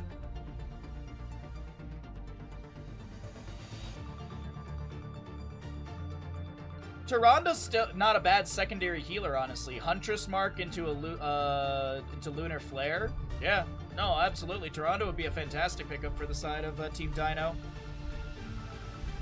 I actually would really like the Tyrande. That's a really good suggestion, Coolio. Okay, Leorc solo lane, Imperius is in the 4-man. I like this. Now, the second request to Team Dynouh, take stab build. Don't go for burn the impure and press forward and all that. Take stab. Take all the celestial charge talents and stab the enemy to death. I'm assuming this will be a Regeneration Globe Kael'thas. I doubt we'll see Convection Kael'thas. I don't think they're going to try and risk it for the biscuit. That is interesting to round out the draft, though. The Alarak, good control. Silence. Yeah, actually, it's not so... She's also damage. Yeah. Yeah, May has some damage. How you doing today, Madmen? Welcome to the stream. Hope you're having a fantastic Saturday or Sunday, depending on your region. Thanks for coming through. Hope you enjoy the games.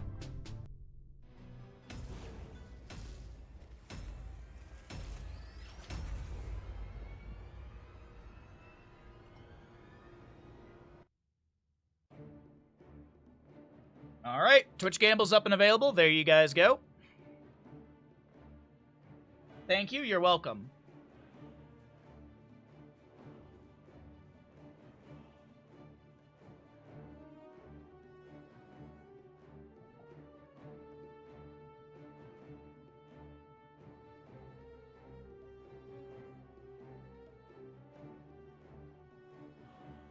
Alrighty, so can the members of Team Sven wrap this up in a 3-1, or do we get to the illustrious map number 5?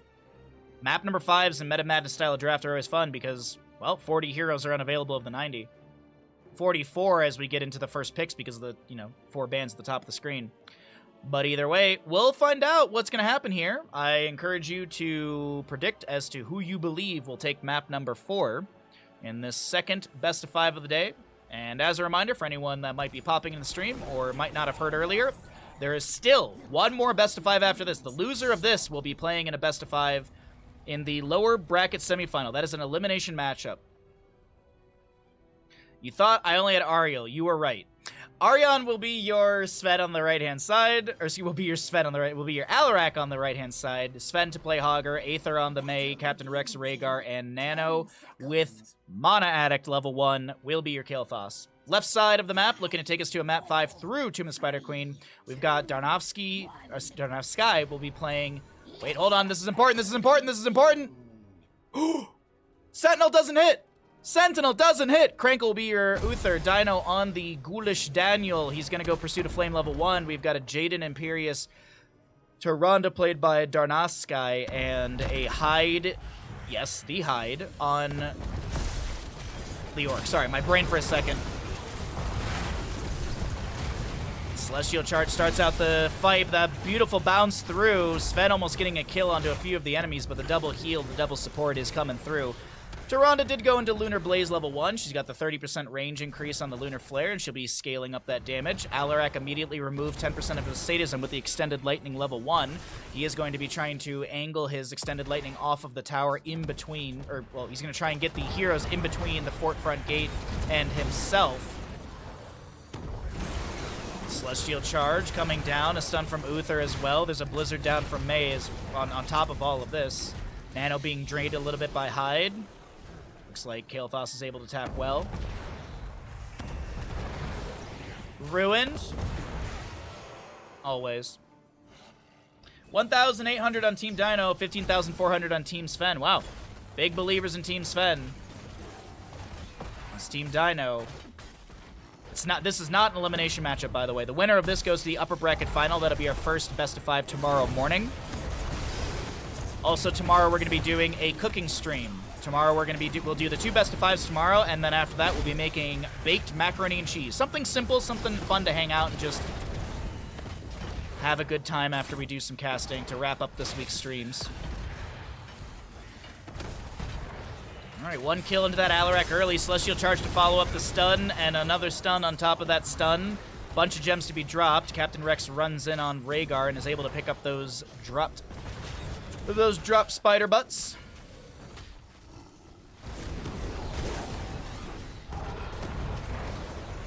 Dan poking here and there. Celestial Charge in from Jaden. Alarak with a telekinesis, unable to get the pull. Or at least the combo.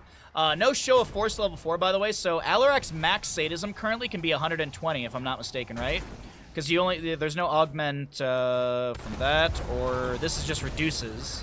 You can get it back. You can definitely get that 10% back if you can complete that triple hit. Dynouh's already done with the Pursuit of Flame level 1. But yeah, max sadism currently at 120% potential.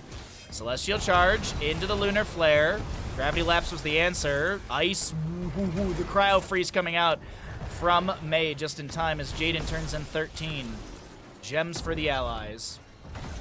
Augur with a horizontal bounce in bottom. Hyde will not be able to rotate down here quick enough to fight or steal this away. I apologize. Mei does go down in mid. So will the Kael'thas. And Jaden, unsure whether or not to Hearth in front of the fort front gate, will decide to rotate into top lane and help out Gul'dan. Yo, dog, I heard you like stun, so we put a stun in your stun so you can stun while you stun. Yeah, that's perfectly said.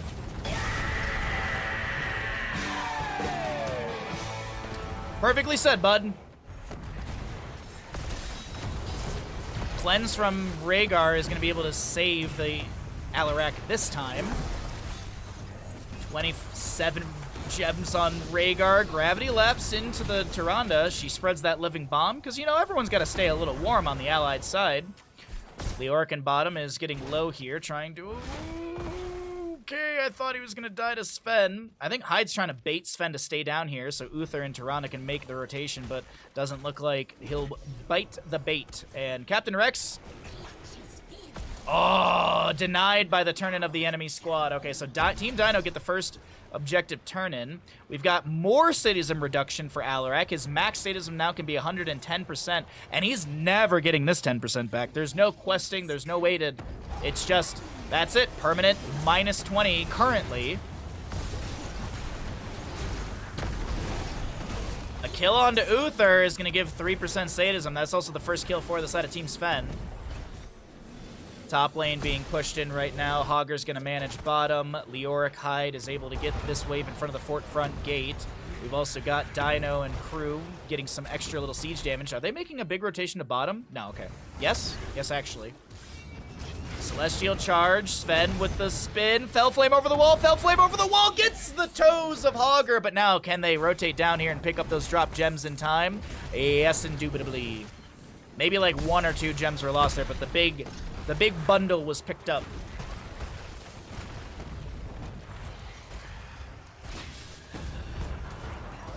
Stun onto Alarak, that 3 sadism he just got is gone. Alarak falling again. Team Dynouh just rampaging through this map number 4. Making a heavy case for map 5 in this series. And hey, as I said, I'm loving it. That's actually a really good... That's a really big pickup onto Hyde. Not only is it the kill, the experience, but also it's going to be 17, I think, gems were dropped right there. So a little bit of the bank denial. We'll cycle through the other numbers as we always do at this point, so that way we can see the damage, healing, experience, and we'll see the 10 talent tiers pop up at the top of the screen. Hogger is Achilles. No, Alarak, goodbye. Starfall from the Tyrande, Divine Shield, Uther. We've got a Wrath of Angiris. We did see the Entomb from Leoric and Horrify from Gul'dan. Yeah, I got 7-2 in kills, 6 minutes in. Team Dynouh's getting a kill a minute. Just their team is getting a kill a minute. More. But we know I can't do that math, so we're just not going to lean into that. We'll just say, you know. 28 out of 55 available, 78 in the pockets. Who's actually holding right now? Rhaegar and Mei. Kael'thas goes down. He's going to drop 11 or so right there. Mei picks them up. She's got 42 of the 50 turn-in right now. This is stressful. Hey, what's up, Harkin? Good to see you. Thanks, everyone who's popped by the stream, lurking, chatting, hanging out, subscribing, using their Prime Gamings. Thank you, everybody. We've had a lot of wonderful new viewers today. Bunch of new followers, and a wonderful hype train at the start of the stream today. I still am very, very appreciative of that. Thank you all so very much for starting out the stream so strong today. I do have a tier 1 sub alert that I'm working on, and I'm hopefully going to finish it tonight, but I realize I have a lot to do between when this stream ends and when tomorrow's stream starts. I need to get the cooking stream set up in the kitchen. I gotta get some other stuff done in the background, and then I got D&D later as well. Wrath of Angiris is gonna abduct the Alarak who's going to be dropped down. Shockwave from the Hogger. There's going to also be a Horrify from Gul'dan. Alarak literally couldn't push a button right there. No Counter-Strike activation, as we do have Aether getting hit with a Celestial Charge, but Jaden unable to do more than that. Wonderful viewers and wonderful streamer. I like to think that good people are around good people. Like, good people bring good people, you know?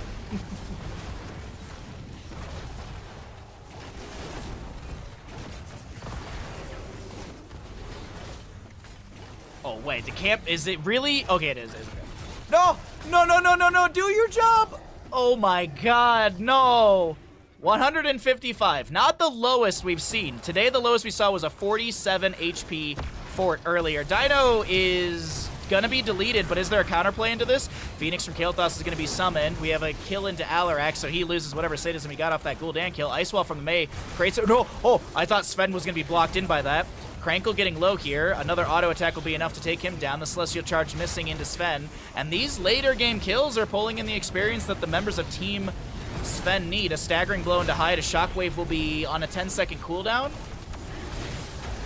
No, I got the full Shockwave through. I just didn't see the stun. Either way, Hyde with like no HP right now. Well, he's got 140 or so. He will not go down, but finally, Captain Rex and Aether are going to be able to unload some of these gems.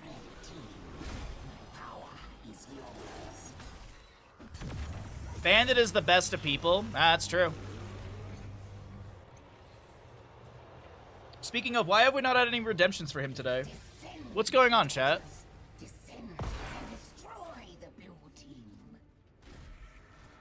I mean, I've done my part. I've spoiled him. He got his half an egg. He got his breakfast. When we're done with stream today, we're gonna go for a nice long walk to stretch out our leggies. Staggering blow into Hyde. He gets hit with a living bomb. Not going to spread that to the allies. We do have this Web Weaver face pushing in. Really quickly, it is back-to-back turn-in potential. Yeah, they have more than 55 available. We can do that math. To my knowledge, there's not been a single Bandit redemption today outside of telling him he's the best boy. Thank you, Harkin.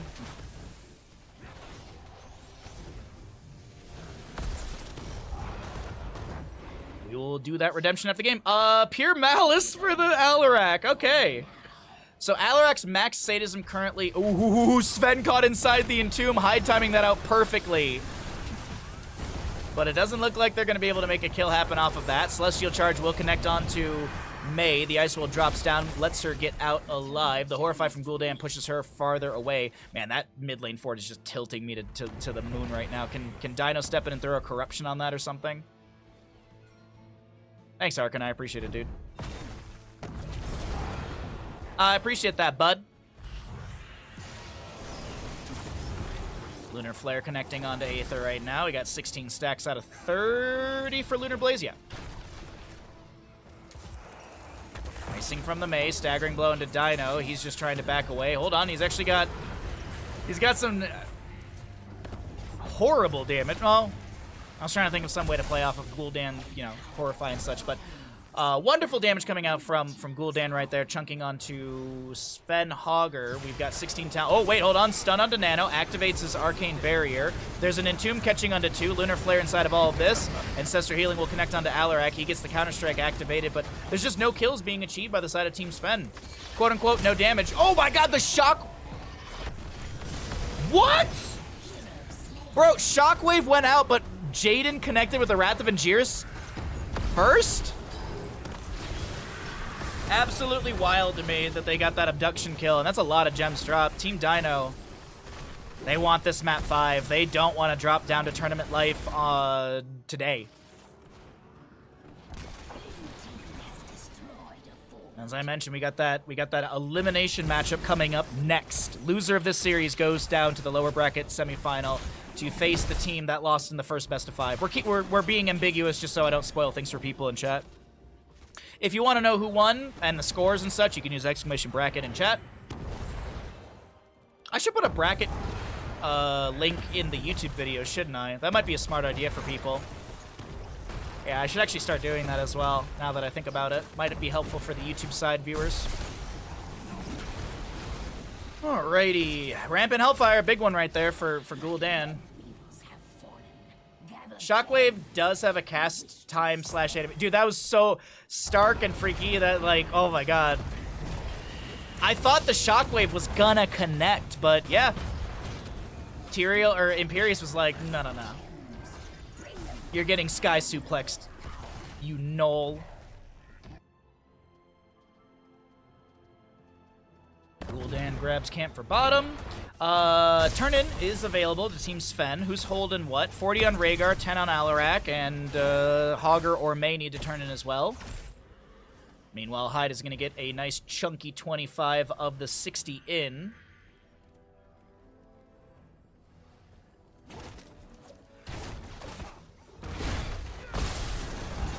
Hyde, Wraith walks away, Celestial Charge into Aether, the Lunar Flare will connect, the Blizzard zones back the enemy squad of Team Dynouh. Sven and friends. It's looking a little awkward here, but they do have their 16, so that like 16 good power spike here in the game. You got the Ignite. Alarak has the Lightning Barrage. Enemy hero with the center of Lightning Surge allows it to be cast again for free on a different primary target within the next 3 seconds. This free cast cannot benefit from Lightning Barrage. Living Bomb applied. We also do have that, as I mentioned, Ignite for the Kael'thas. No Sun King's Fury. Sunwell Fury, I forget the name of it. Jaden getting low here on Imperius. Gets the Divine Shield out. Leoric will fall. That's a big kill. And I say big kill just because they really needed a kill on the side of Team Sven. Double stun onto Hogger. He's unable to chase down the enemies. 50 seconds still on Shockwave. Mid lane Catapult arriving to this keep, but the keep is going to work out this wave quite quickly, and the wave from the minions is also going to be pretty good. Alarak undelayed, not delayed, out from Tyranda's Sentinels. It was just a little bit late, but doesn't matter. Red Web Weavers will descend. Hogger trying to push things out before they descend here, so it goes further down the lane. We'll see if he can get this in time. He's trying to burn through it, and I think he is able to do so. Yeah, he's going to get it. It's going to descend by the fort rather than the keep front gate, so just, you know, minor advantage in that. Fight, though, in mid lane breaks out. Celestial Charge into the stun. Aether pops the Cryo Freeze. Nano is going to get the Ancestor Healing. Might have been a wrong target on that one. Either way, the healing...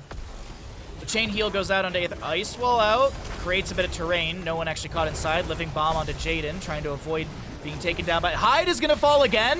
Uh-oh. That's another good pickup for the side of Sven. And the reason I keep saying these are really good pickups, these are really big, is because the experience gap is starting to fold or close. Wrong button, Chris. Heroic experience difference is about, what, 400 or 500 different. Mercenaries is about 600. Minions is favoring the side of Team Sven by 2k. Passive is down by about 3,000, but this Webweaver phase and these kills, it's starting to pull that backed up for the members of Team Sven, and without Leoric, there's just more siege potential here. Actually, a fight's going to break out. That's an unfortunate moment for Alarak to fall.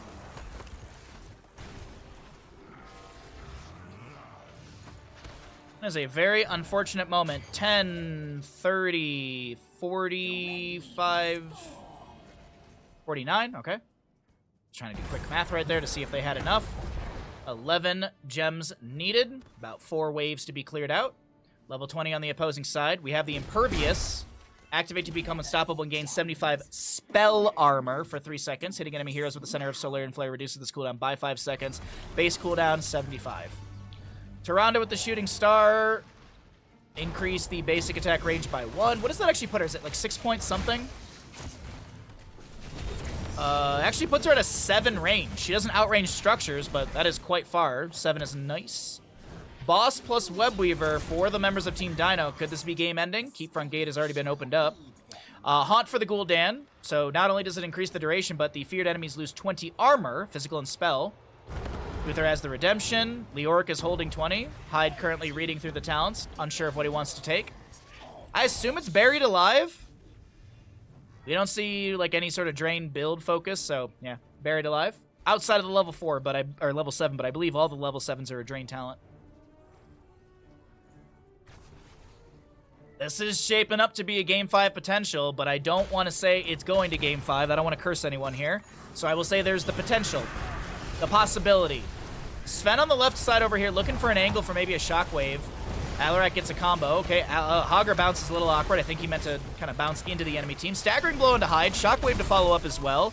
Alarak gets the double lightning, but he's going to be inside this tomb. He can't activate anything. Big starfall from the Tyrande. Is there going to be a counter-strike from Alarak? Not for 27 seconds. Wrath of Angiris has abducted. We do have an Ancestor healing onto the Alarak. He's going to be getting that second health bar, and he's going to be going down. Meanwhile, the boss is going to be taking down the core shielding. Top lane Webweaver cleared out, but mid lane takes down the keep and moves on in. Bottom lane fairly far back. That is no control Hogger. Core shielding is dropped. Core HP is dropping. They need to clear out the boss. They're losing the game to the boss. Oh, this is looking like we're going to map 5, chat. I am not upset about it. Maybe Team Sven is upset about it. I ain't. I know you're not at home either. GG, well played. Team Dynouh take us to the ever so coveted and illustrious, beautiful, lovely map number 5 in this best of 5 series.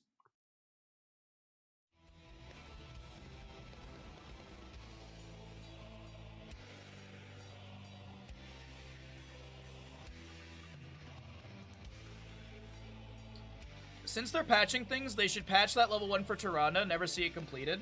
Well, I will say this, at least in my opinion, the level 1 for Tyrande, you don't take Lunar Blaze for the damage scaling. You take Lunar Blaze for the 30% range increase. At least that's the way that I view the talent. I could be completely wrong in that, but that 30% range increase, that's the big one. Dear Lord, nearly 250,000 siege damage from Dynouh. In 0 minutes. That's insane.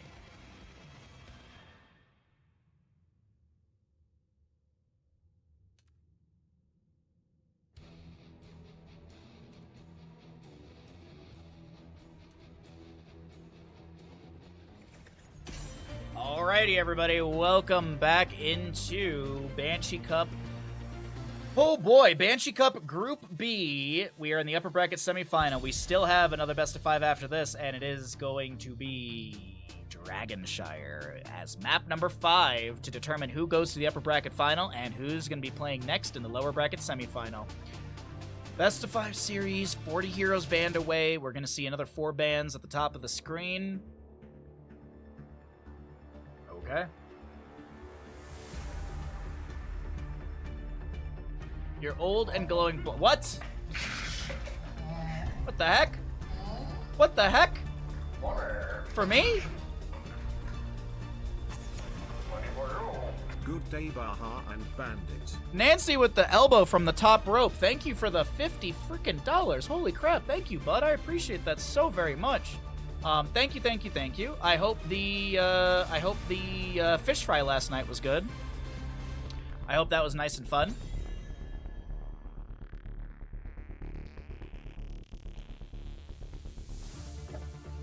Oh, man. Thank you. This is so generous. Man, chat has been so generous today. I really do appreciate it. Thank you all so very much. Follows, donations, primes, resubs, bit donations as well, gifted subs. Thank you all so very much. Thank you. Kira, hands up. Jokobo, you want to have a fun little gamble?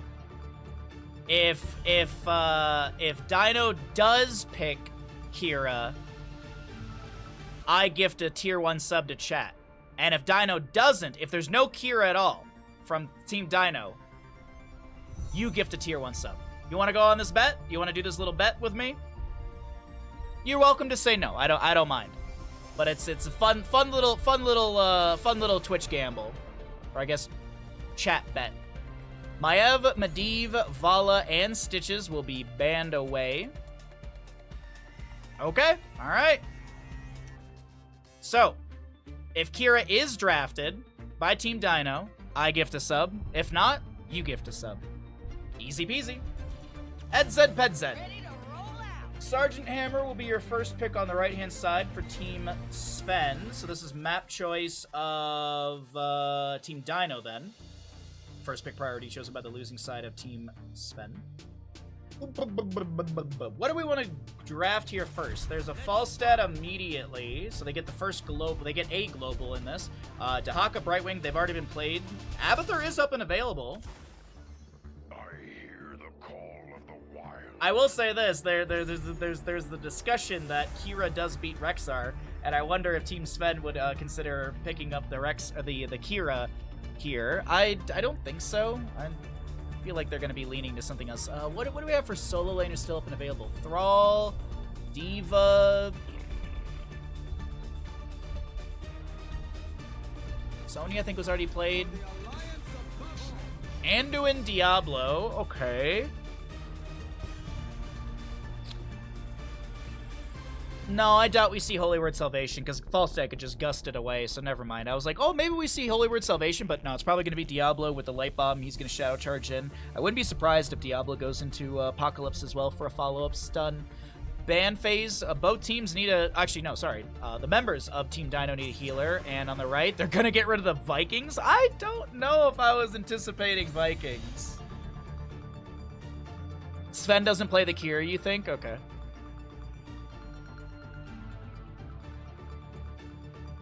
I was not expecting Vikings, but Sven, I think, has some pretty decent Vikings in his repertoire, if I remember correctly. Misha can charge the Salvation. Yeah, that's true. That's true. She can chew that. Yeah, I didn't even think about that one. On a band away, so no nano boost potential. Jaina's still up. Jaina's still a fantastic pickup for either side, realistically.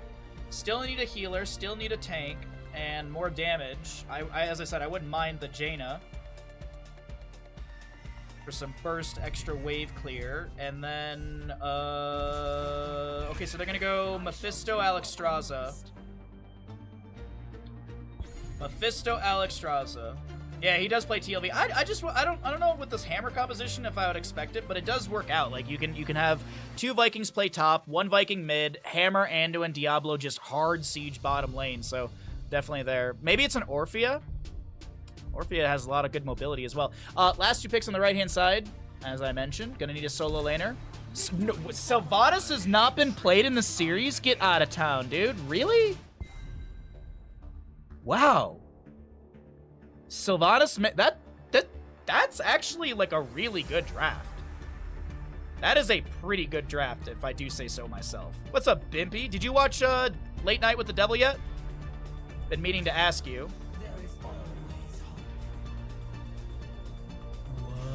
What is this Dynouh draft? Double healer. So, Falstad is solo lane, Rexxar is main tank.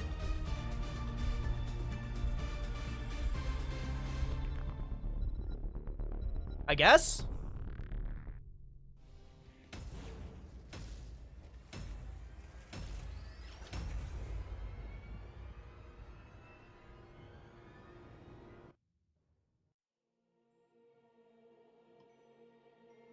Alright, 5 minutes. Map number 5 in a best of 5. Get your gambles in. We're not done, by the way.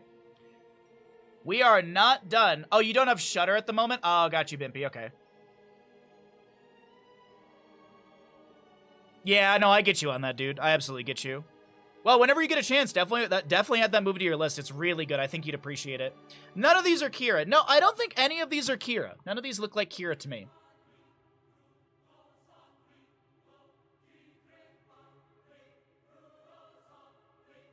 Mag, thank you for the follow as well and all of that. I appreciate the support. Thank you, everyone, for the follows. Follows, donations, subs, all that good stuff. All right, Gamble's up. Thank you, Ash Mantle. Let's see what's going to go on with this. Ariel main tank, Krankle special. What's up, Heisenberg? Say my name. Jokoba, thank you for the tier 1 gifted sub. Thank you for participating in our fun little gamble there, a little hero gamble. Maybe we'll do another one of those in the next best of 5. But either way, let's focus on in here. Map number 5. As I mentioned, winner goes to the upper bracket for tomorrow morning's first best of 5 series. Loser goes down into the lower bracket semifinal coming up next, and that is an elimination best of 5. Hyde will be playing your Rexxar, Misha to play Misha, Darn on the Alexstrasza, Jaden Mephisto, Dynouh Falstad, and Krankle will be your, according to Twitch chat, main tank Ariel. We'll see how it all works out. Right side of the map, Team Sven with, I think they have a stellar draft here. Aether on the Sylvanas. Aryan will be your Diablo. Sven to play a Illidan. Nano on the Sergeant Hammer. And Captain Rex to play Anduin. If you are curious, Team Sven have done Gazlo and Nidus Zagara. So Team Sven could pick up Hunt Illidan here. There is possibility for a Hunt Illidan, and if Team Sven win, they'll get a third bounty stack, or third bounty, what's the word I want to look for?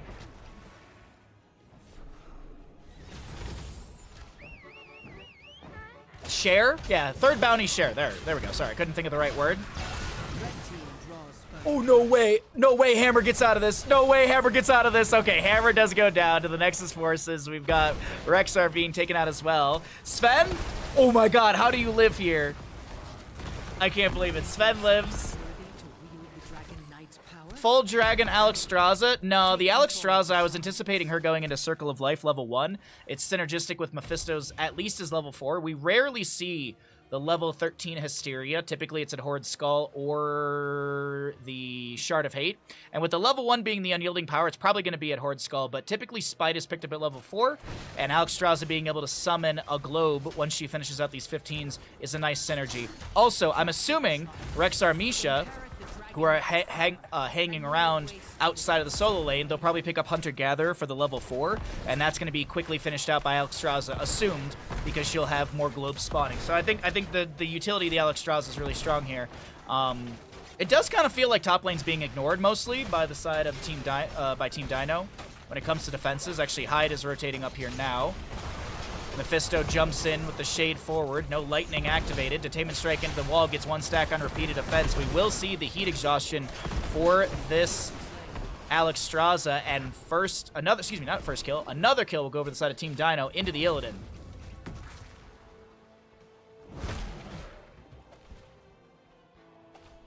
I know it had an issue of using AI art, but it was only a few seconds. I get why people are boycotting the movie since AI art sucks. I heard that the AI art was like, it was used very little, and it was like 3 little things, so I don't know. I'll say this. It was a good movie, so...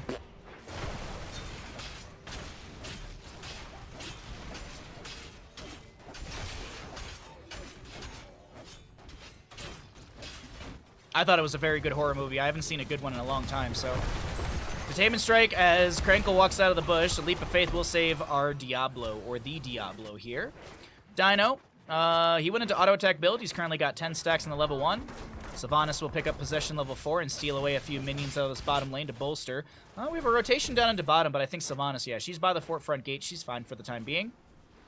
One more regeneration globe needed for the Alexstrasza. There's that Spite level 4 for the Mephisto, as I mentioned. Increased regeneration globe duration healing by 150. Every tick of regeneration globe healing activates Lord of Hatred, reducing basic ability cooldowns by 1 second. As Illidan is going to fall here. Once again. 3-1 in kills. Team Dynouh shutting things down right now in this map number 5 at the start. Maybe a kill onto Diablo. He does have his soul shield activated. Falstad gets the kill onto Sylvanas in bottom. The Mephisto Skull Missile's avoided, but he jumps in. By the way, chat, did you know that Shade of Mephisto does some, it's not a lot, but it does damage? Did you guys know that? Teleport to a location dealing 107 damage. I've seen once. Oh! Goal! Onto Sergeant Hammer with the kick from Hyde inside the Dragonite, working his way through this keep.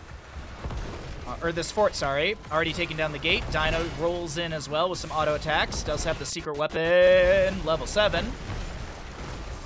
Little NA frames right there, sorry.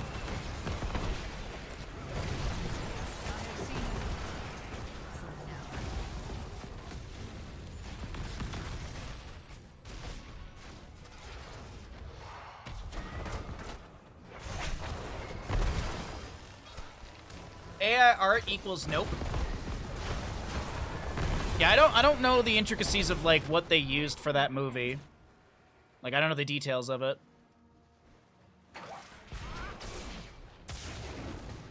You didn't know that? Yeah, a little bit of damage on the Shade of Mephisto. Sven will not be detainment struck into the wall. Gust Falstead will have Durance of Hate, Boars to be unleashed. Ariel's holding level 10. Are we going to get a resurrection? No, we're going to get Crystal Aegis.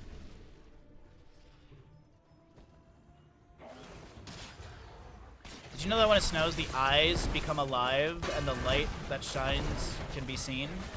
Huh?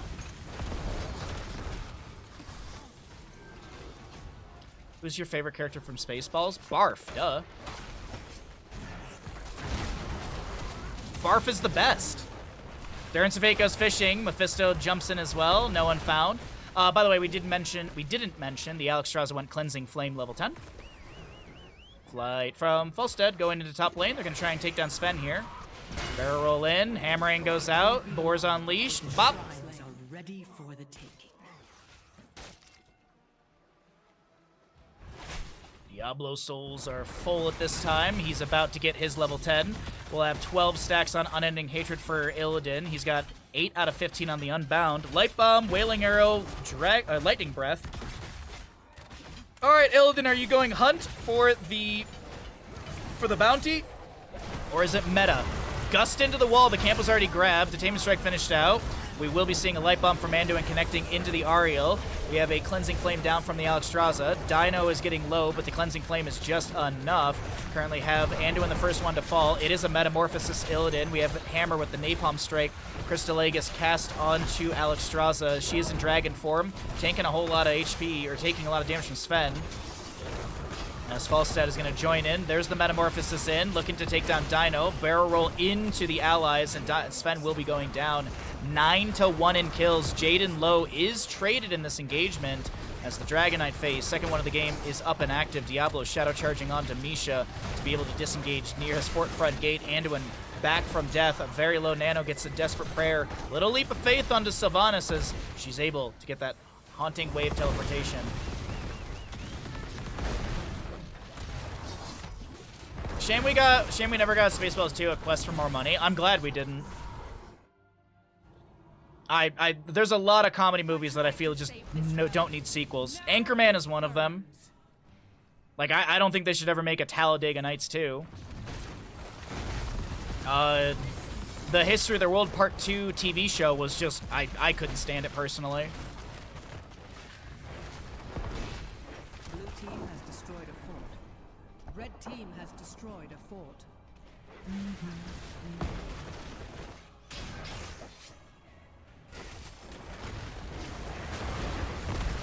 Napalm Strike poking at this top lane. Siege from the side. Oh, nice siege tactics from Hammer right there.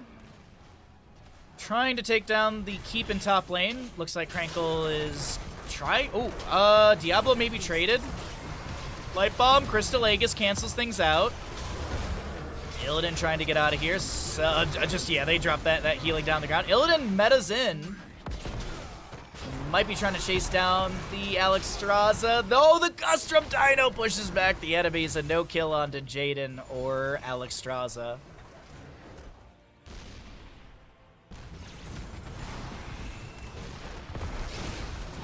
Pretty sure plugging the sequel is part of the jokes. I mean, literally at the end of History of the World Part 1, there's the trailer for History of the World Part 2 with, you know, what was it, Jews in space and Hitler on ice and stuff like that. But then they actually did make History of the World Part 2, and as I said, I was sorely disappointed by it.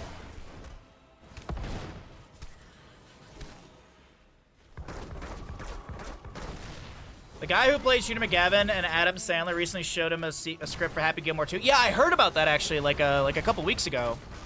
I think we talked about that on stream very, very briefly. Waterboy 2 back and thirstier. Don't tell me that's real.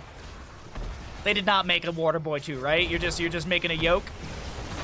Top lane fort does go down. Sven so very low. The healing. Oh wait, the boars have boars. Illidan uses meta to get away. Gus from Falstad pushes and splits. Diablo should go down here. Containment strike into the wall. 38 souls from him, and he is dead.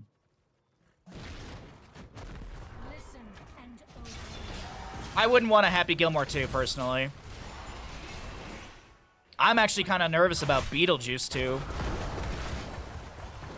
I'm really nervous about Beetlejuice 2. more so with Borderlands. I'm very nervous about the Borderlands movie. I don't know about that one. That one seems cursed before release.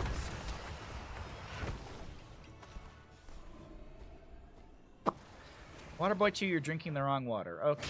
Alright. So we have Hyde holding top lane. It is 11-4 in kills. Granted, structurally it's equal. We got one fort in mid for the side of Dynouh, one fort in bottom to the side of Team Sven. Widow Mines will discover Dynouh. Diablo Shadow charges in. Light Bomb as well.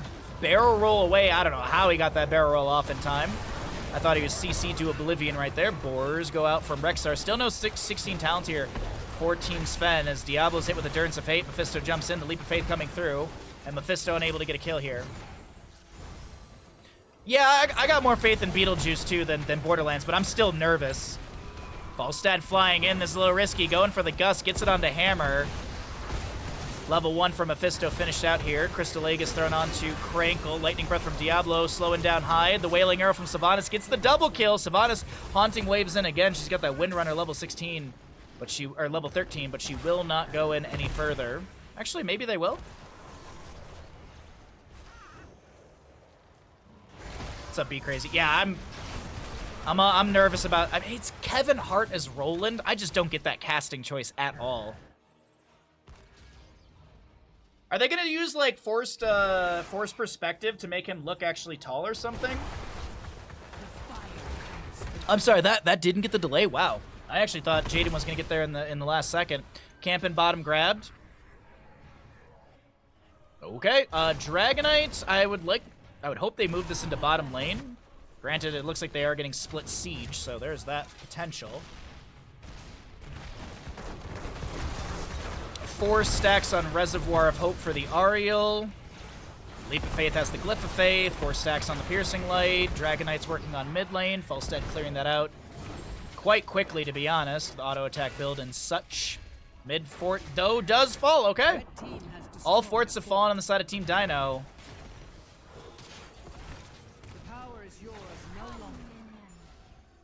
Yeah, even the trailer like has some like really weird looking moments too, but whatever. Hammer blasts back the Misha. Boars Unleash. No kill command level 20. And it looks like Hyde and the rest will back away. Dynouh gets the camp on the top left. Oh, camp timers, 20 seconds on Siege Giants, 35 over here, 3 minutes down in the bottom lane, and top lane Siege Giants just, Bruiser Camp just got grabbed by Team Dynouh.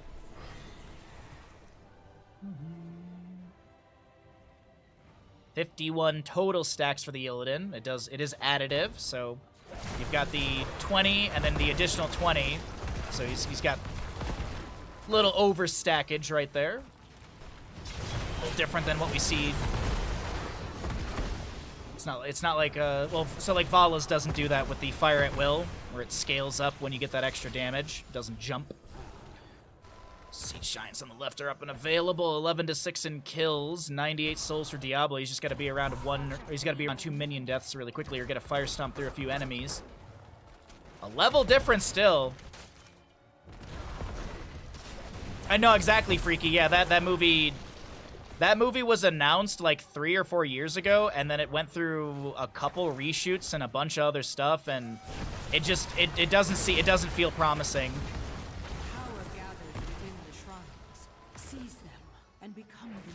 Oh, by the way, we've talked about a lot of the really good video game shows, Fallout, Last of Us, Twisted Metal. But hold on one second. Endurance of Fate goes out. Mephisto jumps in. We have a Lightning Breath from Diablo as Cleansing Flame coming out from Alexstrasza. Diablo looking to chase in further. Illidan gets the kill onto that. Rexar currently have a Metamorphosis. Jaden's the target. Yo, did Team Sven actually... Are they about to take this? Jet timer's 50% or 50 seconds. It's a Alexstrasza Ariel Falstad defense. They do have 20. Epic Mount Falstad, no wind tunnel. Second epic mount we've seen today, actually. Light Bomb combo into Alexstrasza. Chastise connects as well. Crystal Aegis will be there with the Diamond Resolve level 20 for that 75 armor. Bottom lane keep is being taken down quite quickly, and they're going to focus in on this. 20 seconds on Rexar, 25 on Mephisto. Illidan jumps onto Dynouh as he's Detainment Strike back. Sven unable to get that kill. Fire stomps out from Diablo. He is full on souls. Big Shadow Charge onto the Ariel. She's going to get some healing, but the Lord of Terror comes through with the activatable. Ladies and gentlemen,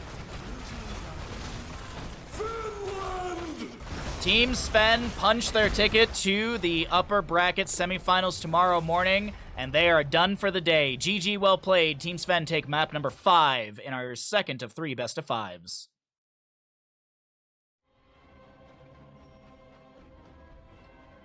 But I was thinking recently about the fact that there is the Resident Evil TV show on Netflix.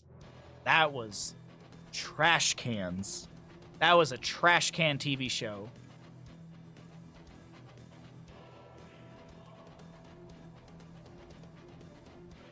Another best of 5 on the way, everybody. We had a long day of casting. God dang. Still another best of 5 coming at you. Go ahead and we'll get set up for that. Kira would have won that.